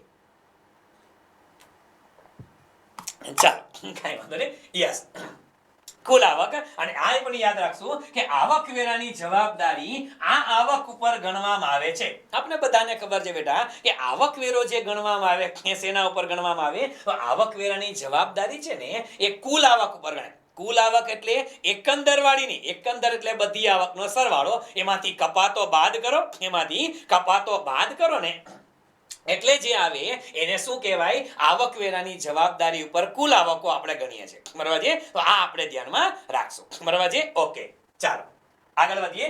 ત્યાર પછી શબ્દ આ પરીક્ષાની અંદર પૂછાય છે બેટો. એ પૂછાય છે કયો શબ્દ? એ છે આકારણી વર્ષ. કયો શબ્દ છે બેટા? આકારણી વર્ષ છે. અને આ આકારણી વર્ષ એટલે શું? તો આમાં તો વ્યાખ્યા એવી વિચિત્ર આપી છે. આ વ્યાખ્યા ઓફિશિયલી વ્યાખ્યાઓ છે આવકવેરા ધારાની. આકારણી વર્ષ એટલે દરેક વર્ષે 1 એપ્રિલ થી શરૂ થતો 12 માસનો સમયગાળો. લે, દરેક વર્ષે શરૂ થતો 12 માસનો સમયગાળો. અલિયા તો આ 12 માસનો સમયગાળો દરેક વર્ષ આકારણી વર્ષ છે. હા, દરેક વર્ષ આકારણી વર્ષ છે. અને એ શું કામ ને એની ચોખવટ મેં તમને કરેલી છે અહીંયા. શું કે જે વર્ષ દરમિયાન આવકવેરા અધિકારી દ્વારા, ક્યાંના દ્વારા બેટા? જે વર્ષ દરમિયાન આવકવેરા અધિકારી દ્વારા આવક ઉપર કરવેરાની ગણતરી કરવામાં આવે. શેની? આવકવેરાની ગણતરી કરવામાં આવે ને, જે વર્ષે આવકવેરાની ગણતરી થાય બેટા એને આકારણી વર્ષ કહેવાય. શું કહેવાય? Assessment year. જે વર્ષે આવકવેરાની ગણતરી થાય, જે વર્ષે ગણતરી થાય, અલિયા ગુજરાતીમાં એસેસમેન્ટ ને ગણતરી કહેવાય. એસેસમેન્ટ એટલે ગણતરી. જે વર્ષે ગણતરી થાય એને આકારણી વર્ષ કહેવાય. હવે માની લ્યો કે આપણે આવકવેરો છે આપણે રિટર્ન હંમેશા કે એડવાન્સ ટેક્સ તો ક્યારેક ભરીએ છીએ, પણ રિટર્ન ક્યારે ફાઇલ કરીએ?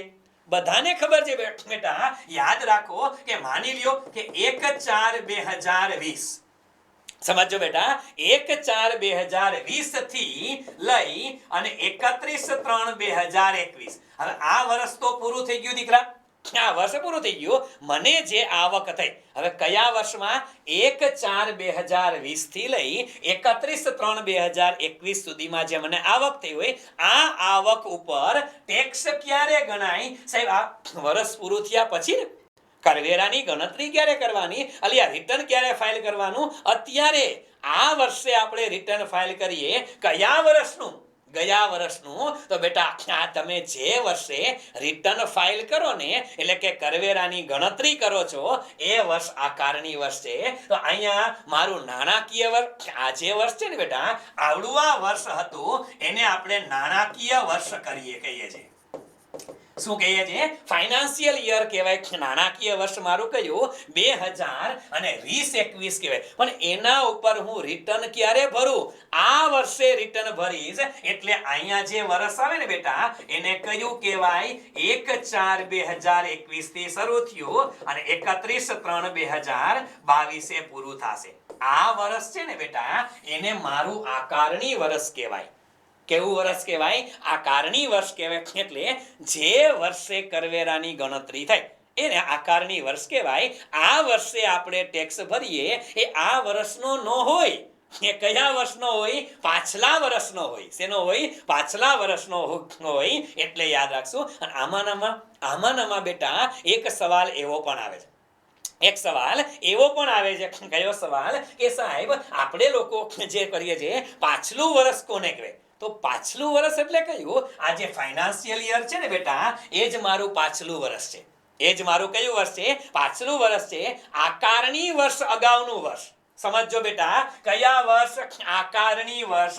હવે મારું આકારણી વર્ષ કયું છે? 2021-22 છે.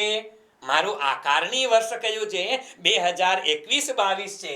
તો આની અગાઉનું વર્ષ, આની અગાઉનું વર્ષ એને પાછલું વર્ષ કહેવાય. તો પાછલું એટલે નાણાકીય વર્ષ છે. પાછલું વર્ષ એટલે કયું છે? નાણાકીય વર્ષ છે. આને પણ યાદ રાખશું. રજાની વસ્તુ. તો પાછલું વર્ષ એટલે નાણાકીય વર્ષ છે.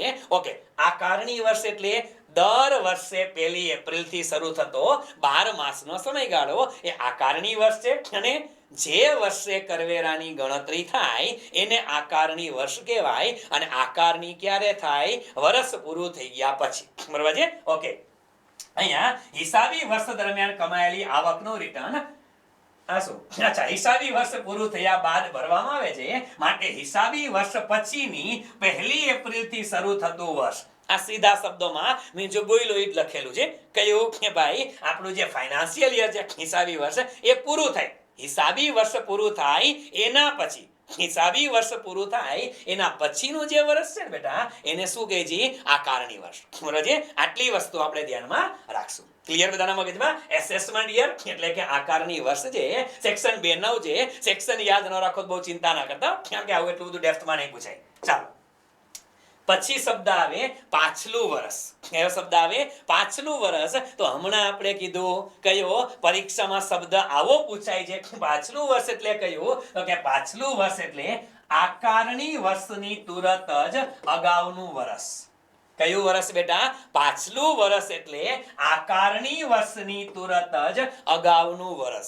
આકારણી વર્ષ એટલે હમણાં આપણે જોઈ લીધું કે મારું આકારણી વર્ષ 2021-22 છે. કયું છે? 21-22 છે. તો મારું પાછલું વર્ષ કયું આવે? આ છે આકારણી વર્ષ. જોજો, આ આકારણી વર્ષ છે તો પાછલું વર્ષ કયું આવે?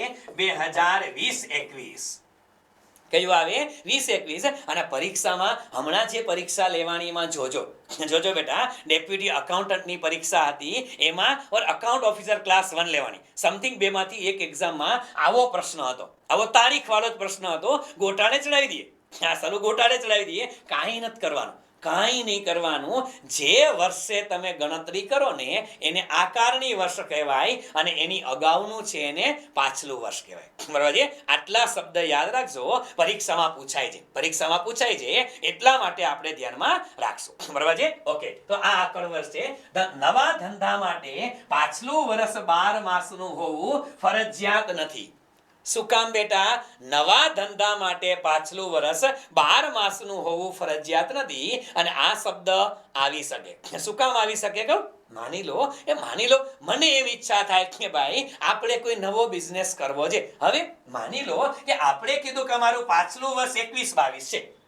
જનરલી 21-22 એટલે કયું બેટા? તો કે અહીંયા 1/4/2000 અને સોરી, આ પાછલું વર્ષ અહીંયા છે. સોરી, આ પાછલું વર્ષ 20-21 છે. સોરી, પાછલું વર્ષ છે મારું 20-21 છે. તો પાછલું વર્ષ છે એ કદાચ 12 માસથી ઓછું હોય. શું કામ? આ વર્ષ શરૂ ક્યારે થયું? 1/4/2020 થી ક્યાં સુધી? 31/3/2021. બરોબર છે? હવે જેનો ધંધો ઓલરેડી ચાલુ છે, જે લોકો 2 વર્ષથી 5 વર્ષથી 25 વર્ષથી બિઝનેસ કરે છે બેટા, એના માટે તો પાછલું વર્ષ 12 મહિનાનું આવે. પણ માની લ્યો કે મેં કોઈ નવો બિઝનેસ શરૂ કર્યો, મને એવું લાગ્યું એ સાલું કોરોના કાળમાં આ કોચિંગ ઇન્ડસ્ટ્રી તો સાવ પાણીમાં બેસી ગઈ છે, સાલું આમાં કંઈ ભેગું નથી થતું, અને મને વિચાર આવે કે હવે કોચિંગ ક્લાસનો ધંધો છોડી અને કોઈ નવો બિઝનેસ કરવો છે. દાખલા તરીકે, હો પેલા આ બધું દાખલા તરીકે માનજો. વળી પાછા કહેતા નહીં કે સાહેબ શું કરવાના છો? પાણીપુરીની લારી કરવાના છો? ના, હજી એને વાર છે. ઓકે, દાખલા તરીકે મને એવું લાગે કે કોઈ નવો બિઝનેસ શરૂ કરો. હવે નવો બિઝનેસ છે કે મને ઈચ્છા થાય કે હું ઓગસ્ટ મહિનામાં કરું. હવે સમજો કે મેં નવો બિઝનેસ છે બેટા અહીંયા 1/8 શરૂ કર્યો, 1/8/2020. તો હવે વિચારો છે કે મેં નવો બિઝનેસ 1/8 શરૂ કર્યો હોય તો મારા માટે પાછલું વર્ષ છે એ તો શરૂ ક્યારે થાય? 1/8 થી શરૂ થાય. હા, કે મારે વર્ષ ભલે વર્ષ શરૂ થયું હતું એપ્રિલથી, પણ એપ્રિલ, મે, જૂન, જુલાઈ મારો ધંધો ચાલુ જ નહોતો. ધંધો ચાલુ ક્યારે થયો? 1/8. તો અહીંયા મારું જે પાછલું વર્ષ છે ને બેટા, એ કેટલા મહિનાનું ગણાશે? 8 માસનું. કેટલું ગણાશે? 8 માસનું. આ કોમન સેન્સ નો પ્રશ્ન છે. બરોબર છે? તો આ આપણે યાદ રાખશો કે સાહેબ કે આ આપણું પાછલું વર્ષ છે એ હંમેશા, પાછલું વર્ષ છે ને બેટા એ હંમેશને માટે 12 મહિનાનું હોવું ફરજિયાત નથી. બરોબર છે? પાછલું વર્ષ જે છે એ 12 મહિનાનું હોવું ફરજિયાત નથી. ક્લિયર? ઓકે, ચાલો. ત્યાર પછી પાછલું વર્ષ એટલે કલમ 3 માં વ્યાખ્યા આપ્યા મુજબનું વર્ષ. આ પાકું કરજો. આ લખજો, પરીક્ષામાં પૂછાય છે. આવું પૂછાય છે કે પાછલું વર્ષ એટલે કલમ 3 માં વ્યાખ્યા આપ્યા મુજબનું વર્ષ. હવે કલમ 3 માં વ્યાખ્યા કે આપી આવડ્યા? કલમ 3 માં વ્યાખ્યા આપેલી છે એટલે આવી ક્યારેક પૂછાય છે. બરોબર? ઓકે, તો નાણાકીય વર્ષ એટલે કે પાછલું વર્ષ. આ યાદ રાખજો, પરીક્ષામાં સ્ટેટમેન્ટ પૂછાય કે પાછલું વર્ષ છે એ 12 માસનું હોવું ફરજિયાત છે? ના, નવો ધંધો શરૂ થતો હોય એના માટે 12 માસનું ન પણ હોય. બરાબર? એટલા માટે. ડન? ચાલો, મસ્ત મુદ્દો આવ્યો.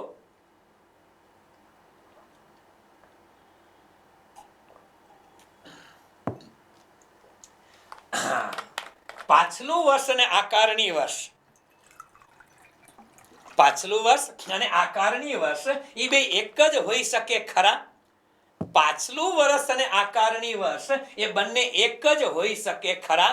હા, હોઈ શકે બેટા, નીચેના સંજોગોમાં. આ યાદ રાખજો, પરીક્ષામાં પૂછી શકાય એવો શબ્દ છે, પૂછી શકાય. કોમા ઇન્ટુ ઇન્વર્ટેડ કોમા કહું છું, સ્ટાર કરી નાખજો બેટા, આમાં સ્ટાર કરી જ નાખજો. પરીક્ષામાં પૂછી શકાય છે કે પાછલું વર્ષ અને આકારણી વર્ષ બે એક જ કોના માટે હોઈ શકે નીચેનામાંથી ડોટ ડોટ ડોટ ડોટ. તો તમને ખબર હોવી જોઈએ કે પાછલું વર્ષ અને આકારણી વર્ષ બે એક જ કોના માટે હોય? તો પેલું બિનરહીસ વહાણવટાના ધંધા માટે. શેના માટે? બિનરહીસ એટલે જે વ્યક્તિ ભારતનો રહીશ નથી. આમ તો રહીશ બિનરહીસ છે એની ચર્ચા થઈ ગઈ છે, આગળ આવશે રિવિઝન માટે, ચિંતા કરતા નહીં. પણ જે બિનરહીસ વહાણવટાનો ધંધો કરે છે આવા લોકો માટે, જે રહીશ નથી ભારતનો, બિનરહીસ અને ભારતમાં વહાણવટાનો ધંધો કરતો હોય, તો બિનરહીસ વહાણવટાના ધંધા માટે પાછલું વર્ષ અને આકારણી વર્ષ બે એક જ થાય. પાછલું વર્ષ અને આકારણી વર્ષ બંને કેવા થાય? એક જ થાય. એટલે એનો મિનિંગ શું કે ચાલુ વર્ષે મારી આકારણી થઈ ને એમાં ચાલુ વર્ષના કરવેરા ભર દેવાના. ચાલુ વર્ષની ગણતરી આકારણી જે વર્ષે થાય એ વર્ષની અંદર એનું પાછલું વર્ષ જ ગણાય છે. બરાબર છે? ઓકે. બીજું આવે કોના માટે? ભારત છોડીને પરદેશ જતા શખ્સ માટે. હેલો, કોના માટે? ભારત છોડી અને પરદેશ જતા શખ્સ માટે આ બે વર્ષ એક જ હોય. શું કામ? હવે સમજો, હું તમને ઉદાહરણ આપું એટલે ઊંડા ન ઉતરતા સમજો. હવે માની લો કે હું ભારત દેશની અંદર મેં આખું વર્ષ રહેવા કર્યો. ક્યારે? હાલો, 1/4/2019 થી 31/3/2020. હાલો, આ વર્ષે હું ભારતમાં જ હતો. આના વેરા બેરા ભરાઈ ગયા વ્યવહારે. હવે સમજો કે 1/4/2020 થી 31/3/2021 આમાંય હું ભારતમાં હતો. બરોબર છે? તો આ વર્ષ જે છે બેટા, આ વર્ષ માટે મારું આકારણી વર્ષ કયું થાય? હાલો મને કયો જે ફટાફટ. આ વર્ષ છે મારું 1/4/2020 થી 31/3/2021 સુધીનું નાણાકીય વર્ષ. આનું આકારણી વર્ષ કયું થાય? આનું આકારણી વર્ષ કયું થાય? હાલો ફટાફટ, ટૂંકમાં.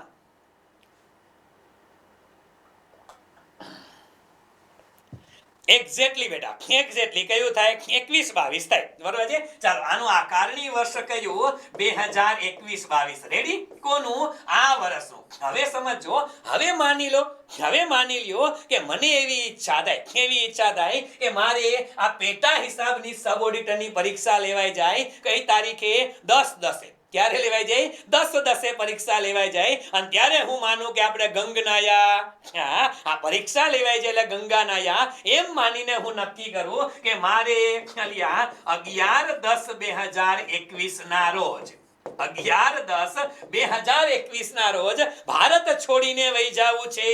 હેલો, ત્યારે આ ભારત છોડીને હું જતો રહું. દાખલા તરીકે એટલે માની લેતાની વળી પાછા છોકરા ગોતવા આવશે. સાહેબ કે અકાઉન્ટ ઓફિસર આવે છે, રોકાઈ જાઓ. હા, કઈ વાંધો નહીં. દાખલા તરીકે છે બેટા, ક્યાંય નથી જવાનો. ચાલો, દાખલા તરીકે હું 11/10/2021 ના રોજ ભારત છોડીને ભાગી જાઉં. અને આપને તો રાખે ક્યાં? જે દેશમાં રાખે આવી જાવું. પણ કોક એમ કહેશે તો અફઘાનિસ્તાન વ્યા જાવ. ના, જરાય નહીં. આપણે કોઈ માસીનો દીકરો ભાઈ અહીંયા રહેતો નથી એટલે હું અહીંયા નહીં જાઉં. પણ માની લ્યો ભારત છોડીને હું જાતો હોય તો શું કરવાનું? સમજો બેટા, હું ભારત છોડીને વયો જાઉં ને તો સરકારને કહું છું કે ભાઈ મારે ભારત છોડીને જાવું છે, આપણો હિસાબ પતાવો. શું કતાવો? આપણો હિસાબ પતાવી નાખો. એટલે યાદ રાખજો દીકરાઓ, યાદ રાખજો કે આ વર્ષ છે ને એ કયું વર્ષ કહેવાય? 2021-22. 2021-22 નું વર્ષ છે ને એ વર્ષ મારા માટે શું થાય કે આ વર્ષ ખરેખર મારું પાછલું વર્ષ કહેવાય અને આકારણી વર્ષે આ જ કહેવાય. પાછલું વર્ષ અને આકારણી વર્ષ બે આ. શું કામ? કારણ કે હું ભારત છોડીને જાઉં ને આ વર્ષે તો મારા આવકવેરાની આકારણી આવતા વર્ષે ન થાય. સમજાય છે? મારી રૂટીન, હું ભારત છોડીને જાઉં તો મારા આ વર્ષના કરવેરાની ગણતરી આ વર્ષે થઈ જાય, તમારી ન થાય. તમારી ક્યારે થાય? આવતા વર્ષે. તમે થોડા ભારત છોડીને જવાના છો, તમારે તો અહીંયા પેટા હિસાબનીશ તરીકે જોબ કરવાની છે, તમારે અકાઉન્ટ ઓફિસર તરીકે જોબ કર, તમે ક્યાં જાશો? હા, પણ હું વયો જાઉં તો મારા માટે બેટા આકારણી વર્ષ અને પાછલું વર્ષ બે કેવા કહેવાય? સેમ કહેવાય. કારણ કે સરકાર મને કરવેરા ભર્યા વગર જવા ના દો, ના જવા દે. વિઝા કઢવો એટલે પહેલા એમ કે ભાઈ ટેક્સ ખ્યાલ ચૂકવણી કરતો જા, એમનેમ જવાનું નથી બેટા. મારે કરવેરા બધાય ભરાવી નાખે અને પછી હવે એમ કે હવે તમે છૂટા, હવે તમે છૂટા તો જ મારો પાસપોર્ટ હાલે, નહીતર હાલે નહીં. અને પાસપોર્ટ તો ખબર છે ને, પાસપોર્ટ એટલે ભારત દેશ તમને વિદેશમાં જવાની છૂટ આપે, એને પાસપોર્ટ કહેવાય. ભારત દેશને તમે વિદેશમાં જાઓ તો વાંધો નથી, એને પાસપોર્ટ કહેવાય. વિઝા કોને કહેવાય? વિઝા કોને કહેવાય? સામેવાળા દેશને વાંધો નથી તમે અમારી આવો. હા, તમારે તો જવું અમેરિકા, પણ સામેવાળો કે આવો ચાલશે તો તમે જઈ શકો, એને વિઝા કહેવાય. પાસપોર્ટ એટલે આપણો દેશ પરમિશન આપે કે મોજથી રખડો, પણ સામેવાળો પરમિશન આપે ને તો આપણે જઈ શકીએ, એને વિઝા કહેવાય. હાલો અવતર્યો. હા, હાલો. ક્યાં હતા? ભારત છોડીને પરદેશ જતા શખ્સ માટે સમજાય છે, જો મગજમાં ઉતારજો બેટા. એટલે આ શબ્દ છે ને જ્યારે જ્યારે પરીક્ષામાં પૂછાના છે ત્યારે મોટા ભાગના છોકરા એવા કડે ચડે છે. સીધો હિસાબ છે કે હું આ વર્ષે ભારત છોડીને જાતો હોય, સરકાર મારી પાસેથી ટેક્સ વસૂલ કરી લે અને પછી કે જા, બરોબર, એના જેવું. ઓકે, બીજું ઓકે, પેલું બિન રહીશ વહાણવટાના ધંધા માટે, બીજું બેટા ભારત છોડીને પરદેશ જતા શખ્સ માટે, ત્રીજું ખાસ હેતુ માટે રચાયેલા મંડળનું વર્ષ દરમિયાન વિસર્જન થાય એવું જણાય તો. હવે ખાસ હેતુ માટે રચાયેલું મંડળ એટલે શું બેટા? કે આપણે માની લ્યો આપણે નક્કી કરેલું હોય કે કોરોના કાળ છે અને કોરોના કાળમાં લોકોની સેવા કરવા માટે, વેક્સિનેશન સેન્ટર કરવા માટે એક ટ્રસ્ટ બનાવ્યું, એક મંડળ બનાવી નાખ્યું. શેના માટે? વેક્સિનના ડોઝ આપવા માટે. હવે એલા વેક્સિનના ડોઝ આપવા માટે મંડળ બનાવ્યું અને તમે ગામડામાં બનાવ્યું. તમારા ગામડાની અંદર વસ્તી સાલી 5000ની, ખાલી 5000ની વસ્તી આપણા ગામડામાં ખાલી 5000ની છે. 5000ની વસ્તીમાં બધાને પકડી લીધા, 18 વસ્તી ઉપરના બધાને પકડી લીધા અને ઇન્જેક્શન ઘૂસતાવી દીધા. પહેલો ડોઝ રેડી, બીજો ડોઝ રેડી, પૂરું થઈ ગયું. તમારા ગામડાની 100% વસ્તીને વેક્સિનેશનનો ડોઝ અપાઈ ગયો. તો હવે તમારું મંડળ શું કરે? હવે રાહ જોવે. એ કે નાના, એ કે આમાં 10-12 બાળકો છે, એ 8 વર્ષના, 10 વર્ષના, 2 વર્ષના છે, એ કે મોટા થાય 18 વર્ષના, પછી વેક્સિન આપી પછી આપણે મંડળ બંધ કરશું. એવું ન હોય, એવું ના હોય. 100% વેક્સિનેશન થઈ ગયું, તો હવે એનું કામ પૂરું થઈ ગયું. આવા મંડળ શું કરી નાખે? બંધ. મંડળ જ એના માટે ખોલ્યું હતું, તો એમાં જે આવક ખર્ચના જે હિસાબ હોય ને બેટા, એ તેને તે વર્ષે રજૂ કરી દેવાના અને કરવેરા ભરી દેવાના. એને એ વર્ષે કરી દેવાના અને શું કરી દેવાના? કમ્પ્લીટ કરી નાખવાના. બરાબર છે? આ ખાસ હેતુ માટે રચાયેલું મંડળ હોય એના માટે છે. બરાબર છે? ખાસ હેતુ માટે રચાયેલું મંડળ છે એના માટે. ડન છે? ઓકે. ત્યાર પછી નંબર 4 આવે બંધ થતા ધંધા માટે. શેના માટે બેટા? બંધ થતા ધંધા માટે. હવે મેં નક્કી જ કરી નાખ્યું છે કે મારે વિદેશમાં નથી જવું. હેલો, વિદેશમાં નથી જવું, પણ મને ઈચ્છા થાય એ કોચિંગ ક્લાસના બિઝનેસમાં હવે કંઈ રહ્યું નથી, ઓનલાઈનમાં છોકરાઓ ભણતા નથી અને ભણે ખરા, પણ હવે એમાં શું છે કે મજા નથી આવતી અને ઓફલાઈનમાં સરકાર ગમે ત્યારે લોકડાઉન લગાવે છે. મને એમ લાગે કે આપણે ધંધો બંધ કરવો છે, ધંધો બંધ કરવો છે અને હવે નવો ધંધો ચાલુ કરવો છે. શેનો? એ કે ગામડે ખેતી કરવા વહી જવું છે અને એ સરસ મજાની 40-50 ભેંસો રાખવી છે. ભેંસ ને 50-100 જેટલી ગાય રાખવી છે. આ ગાયો ભેંસો રાખી અને તબેલો બનાવવો છે.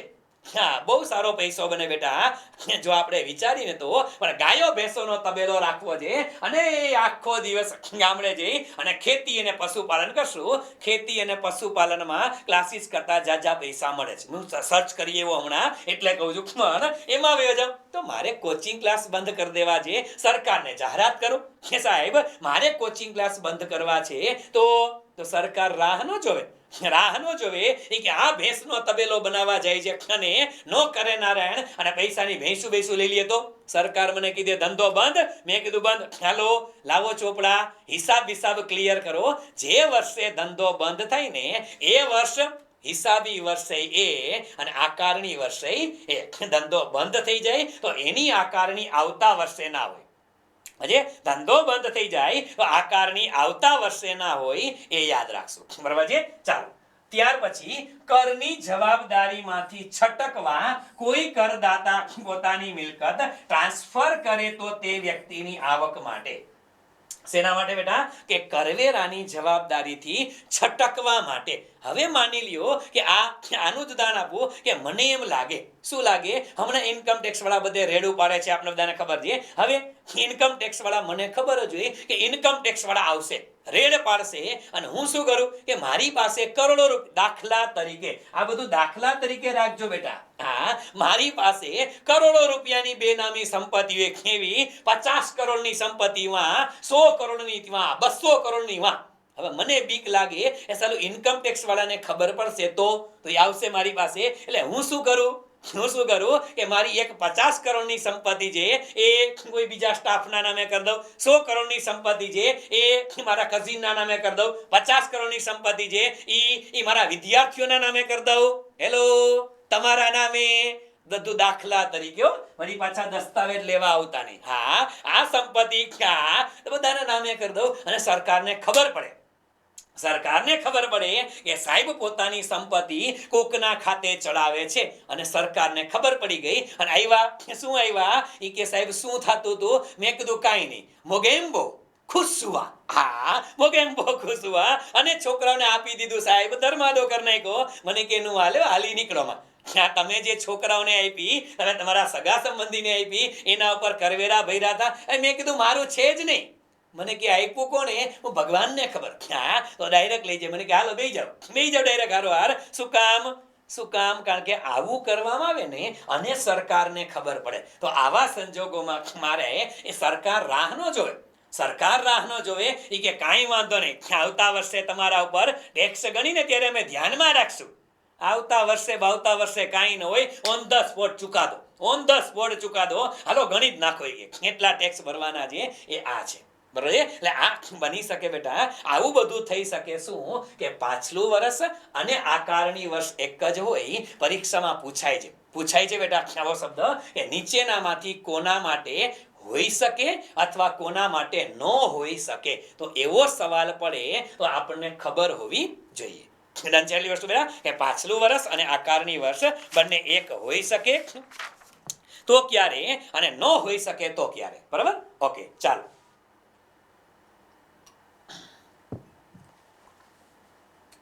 આગળ વધીએ. કરદાતા, યસ મિત્રો, કરદાતા, આપણે એને એસએસસી તરીકે, ગુજરાતીમાં એસએસસી જ લખે છે આવી રીતે, એસએસસી, બરાબર? ઇંગ્લિશનું ગુજરાતીમાં ડબિંગ કરેલું છે. આ સ્પેલિંગ, ઉચ્ચાર અને અર્થ, આ ઉચ્ચાર છે. એસએસસી એ ઉચ્ચાર છે.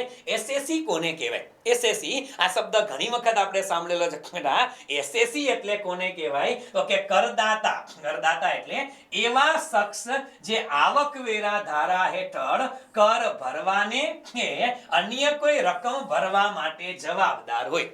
એલા જે લોકો કરવેરા ભરવા માટે જવાબદાર હોય ને એને કરદાતા કહેવાય, એને એસએસસી કહેવાય. હવે માની લ્યો કે હું આવક કમાઉં છું અને મારી ઇન્કમ જે છે ટેક્સેબલ ઇન્કમની અંદર આવે છે, તો હું કરદાતા કહેવાય, હું એસએસસી કહેવાય. માની લ્યો કે મારા કાકા વર્ષોથી ગામડે ખેતી કરે છે અને એને બીજો કોઈ વ્યવસાય નથી, કાંઈ નથી. મારા કાકાના દીકરા આ બધા ખેતી કરે છે, તો એ લોકો કરદાતા ન ગણાય બેટા, એસએસસી ન ગણાય. શું કામ? એ લોકો ક્યાંય સરકારને આવકવેરા ધારા હેઠળ કર ભરવા માટે જવાબદાર નથી. કયા ધારા હેઠળ? આવકવેરા ધારા હેઠળ. પછી કેતાની સાહેબ ઈ લોકો ઇનડાયરેક્ટ ટેક્સ તો ભરતા હોય, એને નથી લેવાનું વચમાં, આપણે માત્ર ડાયરેક્ટ ટેક્સ, આવકવેરો. આખી કથા હાલે છે બેટા, એ શેના માટે હાલે છે? આ બધી આવકવેરા માટે હાલે છે, બરાબર છે? આવકવેરા માટે હાલે છે, એટલું યાદ રાખશું, બરાબર છે? તો કરદાતા એટલે એવા શખ્સ જે આવકવેરા ધારા હેઠળ કર ભરવાને કે અન્ય કોઈ રકમ ભરવા જવાબદાર હોય. તમે લોકો અત્યારે ઇન્કમ કરતા હોય તો તમે લોકો એસએસસી ગણાવ, પણ તમારામાંથી જે વિદ્યાર્થીઓને કોઈ પણ પ્રકારની ઇન્કમ નથી અને ઇન્કમ છે તોય તમારી ઇન્કમ છે બેટા એ 2,50,000 થી નીચે છે, 2,50,000 થી નીચે છે, ટેક્સ એક્ઝેમ્પશન ની અંદર આવે. હવે તમે માની લ્યો તમે લોકો સરકારી કર્મચારી થઈ ગયા, 20,000 fix salary, hello, 20,000 fix salary મળે તો 12 મહિનાના 2 ને 40, 12 મહિનાના 2 ને 40 તમે ક્યાં ટેક્સેબલમાં આવો?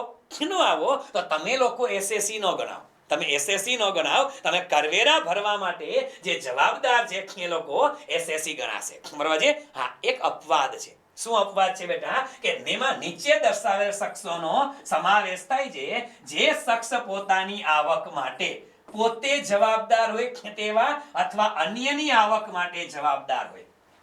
જે શખ્સ પોતાની આવક માટે જવાબદાર છે અથવા અન્યની આવક માટે જવાબદાર હોય એ કેવા એટલે કેવા તો કે આ કાયદા હેઠળ માની લીધેલા શખ્સ. કેવા? આ પરીક્ષામાં પૂછાય એવો શબ્દ છે બેટા કે માની લીધેલા શખ્સ એટલે શું? માની લીધેલા શખ્સ એટલે કોણ? તો કે દાખલા તરીકે કહું કે મૃત્યુ પામેલ વ્યક્તિનો મોટો દીકરો. સમજો બેટા, માની લ્યો કે કોઈ વ્યક્તિ છે, કોઈ વ્યક્તિનો કરોડો રૂપિયાનો બિઝનેસ છે અને એ કરોડો રૂપિયાનો બિઝનેસ છે એ વ્યક્તિનો પોતાનો બિઝનેસ છે. એનો દીકરો જે છે 20 વર્ષનો કે 25 વર્ષનો છે એ બિઝનેસ કરતો જ નથી. એનો દીકરો બિઝનેસ કરતો જ નથી. એનો દીકરો હજી ભણે છે, સ્ટડી કરે છે અને સ્ટડી કરવા માટે એ ક્યાંક ગયો છે કે એ કમાતો જ નથી. અને એ વ્યક્તિ, યાદ રાખજો કે વ્યક્તિ જે હતા, ના માની લ્યો કે એક્સ નામના વ્યક્તિ છે, એ એક્સ નામના વ્યક્તિ છે એ મૃત્યુ પામે. એક્સ નામના વ્યક્તિ મૃત્યુ પામે અને એનો દીકરો હતો એ કોણ હતો? તો કે વાય હતો. હવે એનો દીકરો ખરેખર કમાતો જ નથી, આવક જ નથી એની, છતાં પણ એક્સ નો મૃત્યુ થાય ને બેટા, તો એક્સ ના મૃત્યુ પછી કરવેરા ભરવાની જવાબદારી કોની આવે? એનો મોટો દીકરો. સીધી લીટીના વારસદારો. હેલો, આ નિયમ મુજબ જે સીધી લીટીના વારસદારો કહેવાય એનો જે મોટો દીકરો છે ને બેટા, જે તે વ્યક્તિનો, એક્સ નામના વ્યક્તિનો જે મોટો દીકરો છે એ મોટો દીકરો એને માની લીધેલ શખ્સ કહેવાય. કેવો શખ્સ કહેવાય બેટા? માની લીધેલ શખ્સ કહેવાય. અને આ માની લીધેલ શખ્સ એટલે આ વ્યક્તિ જે છે ને એ એક્સ નો મોટો દીકરો, એને એસએસસી કહેવાય. શું કહેવાય? એસએસસી. શું કામ? કારણ કે એના પિતાશ્રીના ગયા પછી કરવેરા ભરવાની જવાબદારી કોની છે? આની છે. બરોબર છે? પણ જો આ છોકરો 18 વર્ષથી નાનો હોય ને તો એ માની લીધેલો કહેવાય. માની લીધેલો તો તોય કહેવાય. હા, એને પોતે ટેક્સ ક્યાં ભરવાનો છે? એના પપ્પાનો ટેક્સ ભરવાનો છે. હા, એનો પોતાનો નથી બેટા, એના પપ્પાનો ટેક્સ એને ભરવાનો છે. એ 3 વર્ષનો હોય તો શું ફરક પડે? હા, પણ આમ ખરેખર જોવા જાવ તો ટેક્સ ભરવા માટે છે. બરાબર? અને ત્યાર પછી આ કાયદા હેઠળ જેને કસૂરવાન કરદાતા માની લેવામાં આવેલ હોય. કસૂરવાર કરદાતા એટલે કેવા? તો એકાદ વખત ઇન્કમ ટેક્સની ચોરીમાં પકડાના હોય. સમજો, એકાદ વખત એને ટેક્સની ચોરી કરેલી હોય, ઇન્કમ ટેક્સમાં કે ગોટાળા કર્યા હોય અને એ વ્યક્તિ એક વખત કાયદાના સકંજામાં આવી ગયો, પછી એ વ્યક્તિ એમ કે સાહેબ હવે આપણે કારખાના હતા અને હું કરવેરાની ચોરી કરતો હતો, પકડાઈ ગયો. ઓકે, કારખાના કર્યા બંધ. સમજો, કારખાના કરી દીધા બંધ. એ કે આ ધંધો જ નથી કરવો, હવે એ કે ખેતી કરવી છે. હવે શું કરવી છે? ખેતી કરવી છે. એકચ્યુઅલી આ ખેતીની આવક છે એ તો કરમુક્ત છે ને. ખેતીની આવક છે, કરમુક્ત આવક છે, તો એ વ્યક્તિ ખેતી કરવા વયો જાય ને તોય એ એસએસસી ગણાય. સમજો બેટા, એ વ્યક્તિ તોય કરદાતા ગણાશે. ક્યારે? એક વખત પકડાઈ ગયો પછી આવકવેરા ભરવા પાત્ર થાય તોય ભલે અને ન થાય તોય ભલે. એક વખત જે વ્યક્તિ કસૂરવાર કરદાતા તરીકે જાહેર થઈ ગયો એ પછી એ કમાય તોય ભલે અને ન કમાય તોય ભલે, એ જુનાગઢમાં જઈને સાધુ બાવા બની જાય તો પણ ભલે, એને કરવેરા ગણવા માટે એ શું ગણાય? એસએસસી ગણાશે. શું ગણાશે? કરદાતા ગણાશે. બરાબર છે? તો આટલી વસ્તુ આપણે યાદ રાખશું. શેના માટે? કરદાતા માટે. કોના માટે? કરદાતા માટે. આમાં એક શબ્દ એવો શખ્સ. કોને શખ્સ કહેવાય? એલા શખ્સ એટલે પર્સન. આપણે ઘણી વખત ઓલી ટીવીમાં એડવર્ટાઇઝમેન્ટ આવે અથવા ટીવીમાં ન્યૂઝ આવે, ઘણા ન્યૂઝની અંદર આવે છે અને શું દેખીએ શખ્સ કો ગૌર સે દેખીએ. આ ઈ નહીં ભઈલા, હા, इस शख्स को गौर से देखिए. ટીવી બીવડાવી દે ઘણા ન્યૂઝ ચેનલ વાળા. એ નથી. શખ્સ એટલે કોણ? તો કે કોઈ પણ વ્યક્તિ પણ આવે. હા, શખ્સ એટલે HUF એટલે હિન્દુ અનડિવાઇડેડ ફેમિલી અને ભારતીય શું કહેવાય? વિભક્ત કુટુંબ એવું કહે ને. હા, એ જે હોય હિન્દુ અનડિવાઇડેડ ફેમિલી જે છે એ કહેવામાં આવે છે. ત્યાર પછી કંપની. તો કંપની પણ શું છે બેટા? શખ્સ છે. એક પર્સન તરીકે, વ્યક્તિ તરીકે, કૃત્રિમ વ્યક્તિ તરીકે કોને ધ્યાનમાં લેવાય? કંપનીને પણ ધ્યાનમાં લેવાય. પેઢી છે, અલ્યા રામાણીઝ ઇન્સ્ટિટ્યૂટ ફોર સિવિલ સર્વિસીસ છે એ પણ શું છે? પેઢી છે મારી, અને એ પણ વ્યક્તિ ગણે. મારું રિટર્ન અલગ ફાઇલ થાય બેટા, અને મારી પેઢીનું અલગ થાય. મારું રિટર્ન અલગ ફાઇલ થાય અને મારી પેઢીનું અલગ થાય. અમે બે અલગ અલગ વ્યક્તિ છીએ, બે અલગ અલગ વ્યક્તિ છીએ. એટલે પછી શખ્સોનું મંડળ, ભાગીદારી પેઢી. શખ્સોનું મંડળ એટલે ભાગીદારી પેઢી જે છે એ પણ શું છે? એને પણ પર્સન કહેવાય, વ્યક્તિ તરીકે જ ધ્યાનમાં લે છે. અને તો એકાઉન્ટ ભણી ગયા એટલે ખબર જ છે કે ભાગીદારી પેઢી અલગ છે અને ભાગીદારો અલગ છે. બરાબર. પછી સ્થાનિક સત્તા મંડળ. સ્થાનિક સત્તા મંડળ એટલે અમારી આરએમસી, રાજકોટ મહાનગરપાલિકા. તો આ શું છે? આ પણ એક વ્યક્તિ ગણાય, આ પણ એક વ્યક્તિ ગણાય. એક જીબી છે એ પણ શું છે?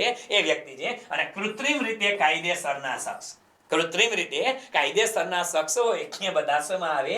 શખ્સમાં. એટલે પર્સન એટલે બીજું કાંઈ નથી. આ તો પરીક્ષામાં પૂછાતું નથી, લગભગ બધાને ખબર હોય છે એ શખ્સ કોને કહેવાય. બરાબર. ચાલો આગળ વધીએ. ત્યાર પછીનો શબ્દ આવે રહીશ. યસ બેટા, આ રહીશ શબ્દ છે ને એ પરીક્ષાની અંદર ઘણી વખત આપને પૂછાય છે કે રહીશ કોને કહેવાય. બરાબર. રહીશ કોને કહેવાય? આની અંદર જસ્ટ વેઇટ. હા, રહીશ કોને કહેવાય?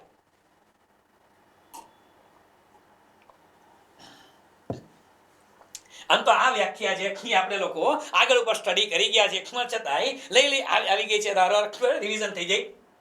નીચે દર્શાવેલ બે શરતો પૈકી કોઈ એક શરતનું પાલન થાય તો વ્યક્તિ પાછલા વર્ષ માટે રહીશ, પરંતુ સામાન્ય રહીશ નહીં, એટલે ફક્ત રહીશ ગણાય. હાલો ને યારે બે માંથી કોઈ એક શરતનું પાલન થાય. અહીંયા વચ્ચે અથવા છે બેટા.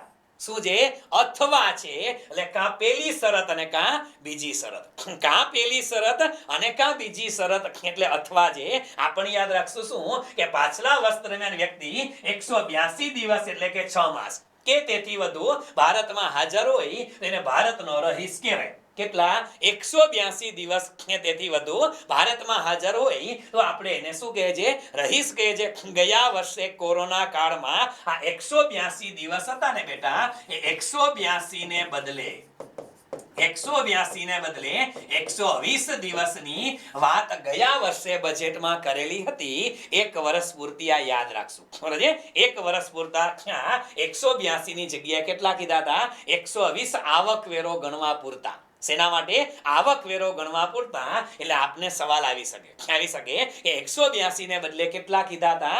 120 કીધા હતા. બરાબર છે. ચાલો આટલું. ત્યાર પછી અથવા જો વ્યક્તિ પાછલા વર્ષ દરમિયાન 60 દિવસ કે તેથી વધુ દિવસો ભારતમાં હાજર રહી હોય અને પાછલા વર્ષ અગાઉના, પાછલા વર્ષમાં 60 દિવસ અને પાછલા વર્ષ અગાઉના 4 વર્ષ દરમિયાન 365 દિવસ કે તેથી વધુ શેમાં હોય? ભારતમાં હોય. બરાબર છે. એટલે પાછલા વર્ષ દરમિયાન 60 દિવસ ફરજિયાત અને એની અગાઉના 4 વર્ષ, પાછલા વર્ષ અગાઉના 4 વર્ષ દરમિયાન 365 દિવસથી વધુ ભારતમાં રોકાયેલ હોય તો એને શું કહેવાય?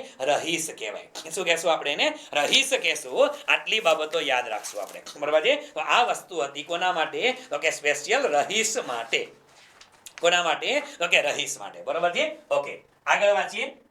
આ યાદ રાખજો, રહીશ અને બિન રહીશ આ પરીક્ષામાં પૂછાય છે. આમાં ખુલાસો આપેલો છે કે મૂળ ભારતીય નાગરિક તથા મૂળ ભારતીય માટે ઉપર શરત નંબર 2 છે ને એમાં 60 ના બદલે 182 ગણવાના. કોણ?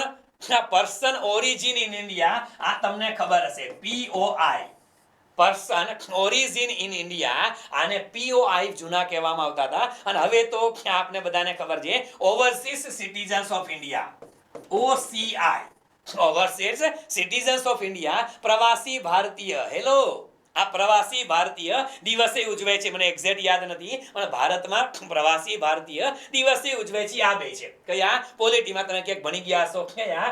ઓવરસીઝ સિટીઝન્સ ઓફ ઇન્ડિયા અને પર્સન ઓરિજિન ઇન ઇન્ડિયા. આ બે શબ્દ અલગ હતા. હવે બે શબ્દ કેવા થઈ ગયા? ભેગા થઈ ગયા છે. બરાબર છે. હા, એક્ઝેક્ટલી 9th જાન્યુઆરી ના રોજ ઉજવવામાં આવે છે. એટલે 9th જાન્યુઆરીએ શું કામ પ્રવાસી ભારતીય દિવસ ઉજવાય? કઈ એનું મહત્વ ખરું? મહત્વ ખરું કે મહત્વ? શું મહત્વ હતું? સરસ. છોકરા હોશિયાર થઈ ગયા. જીએસ તો તોડી નાખે એવો છોકરાનું.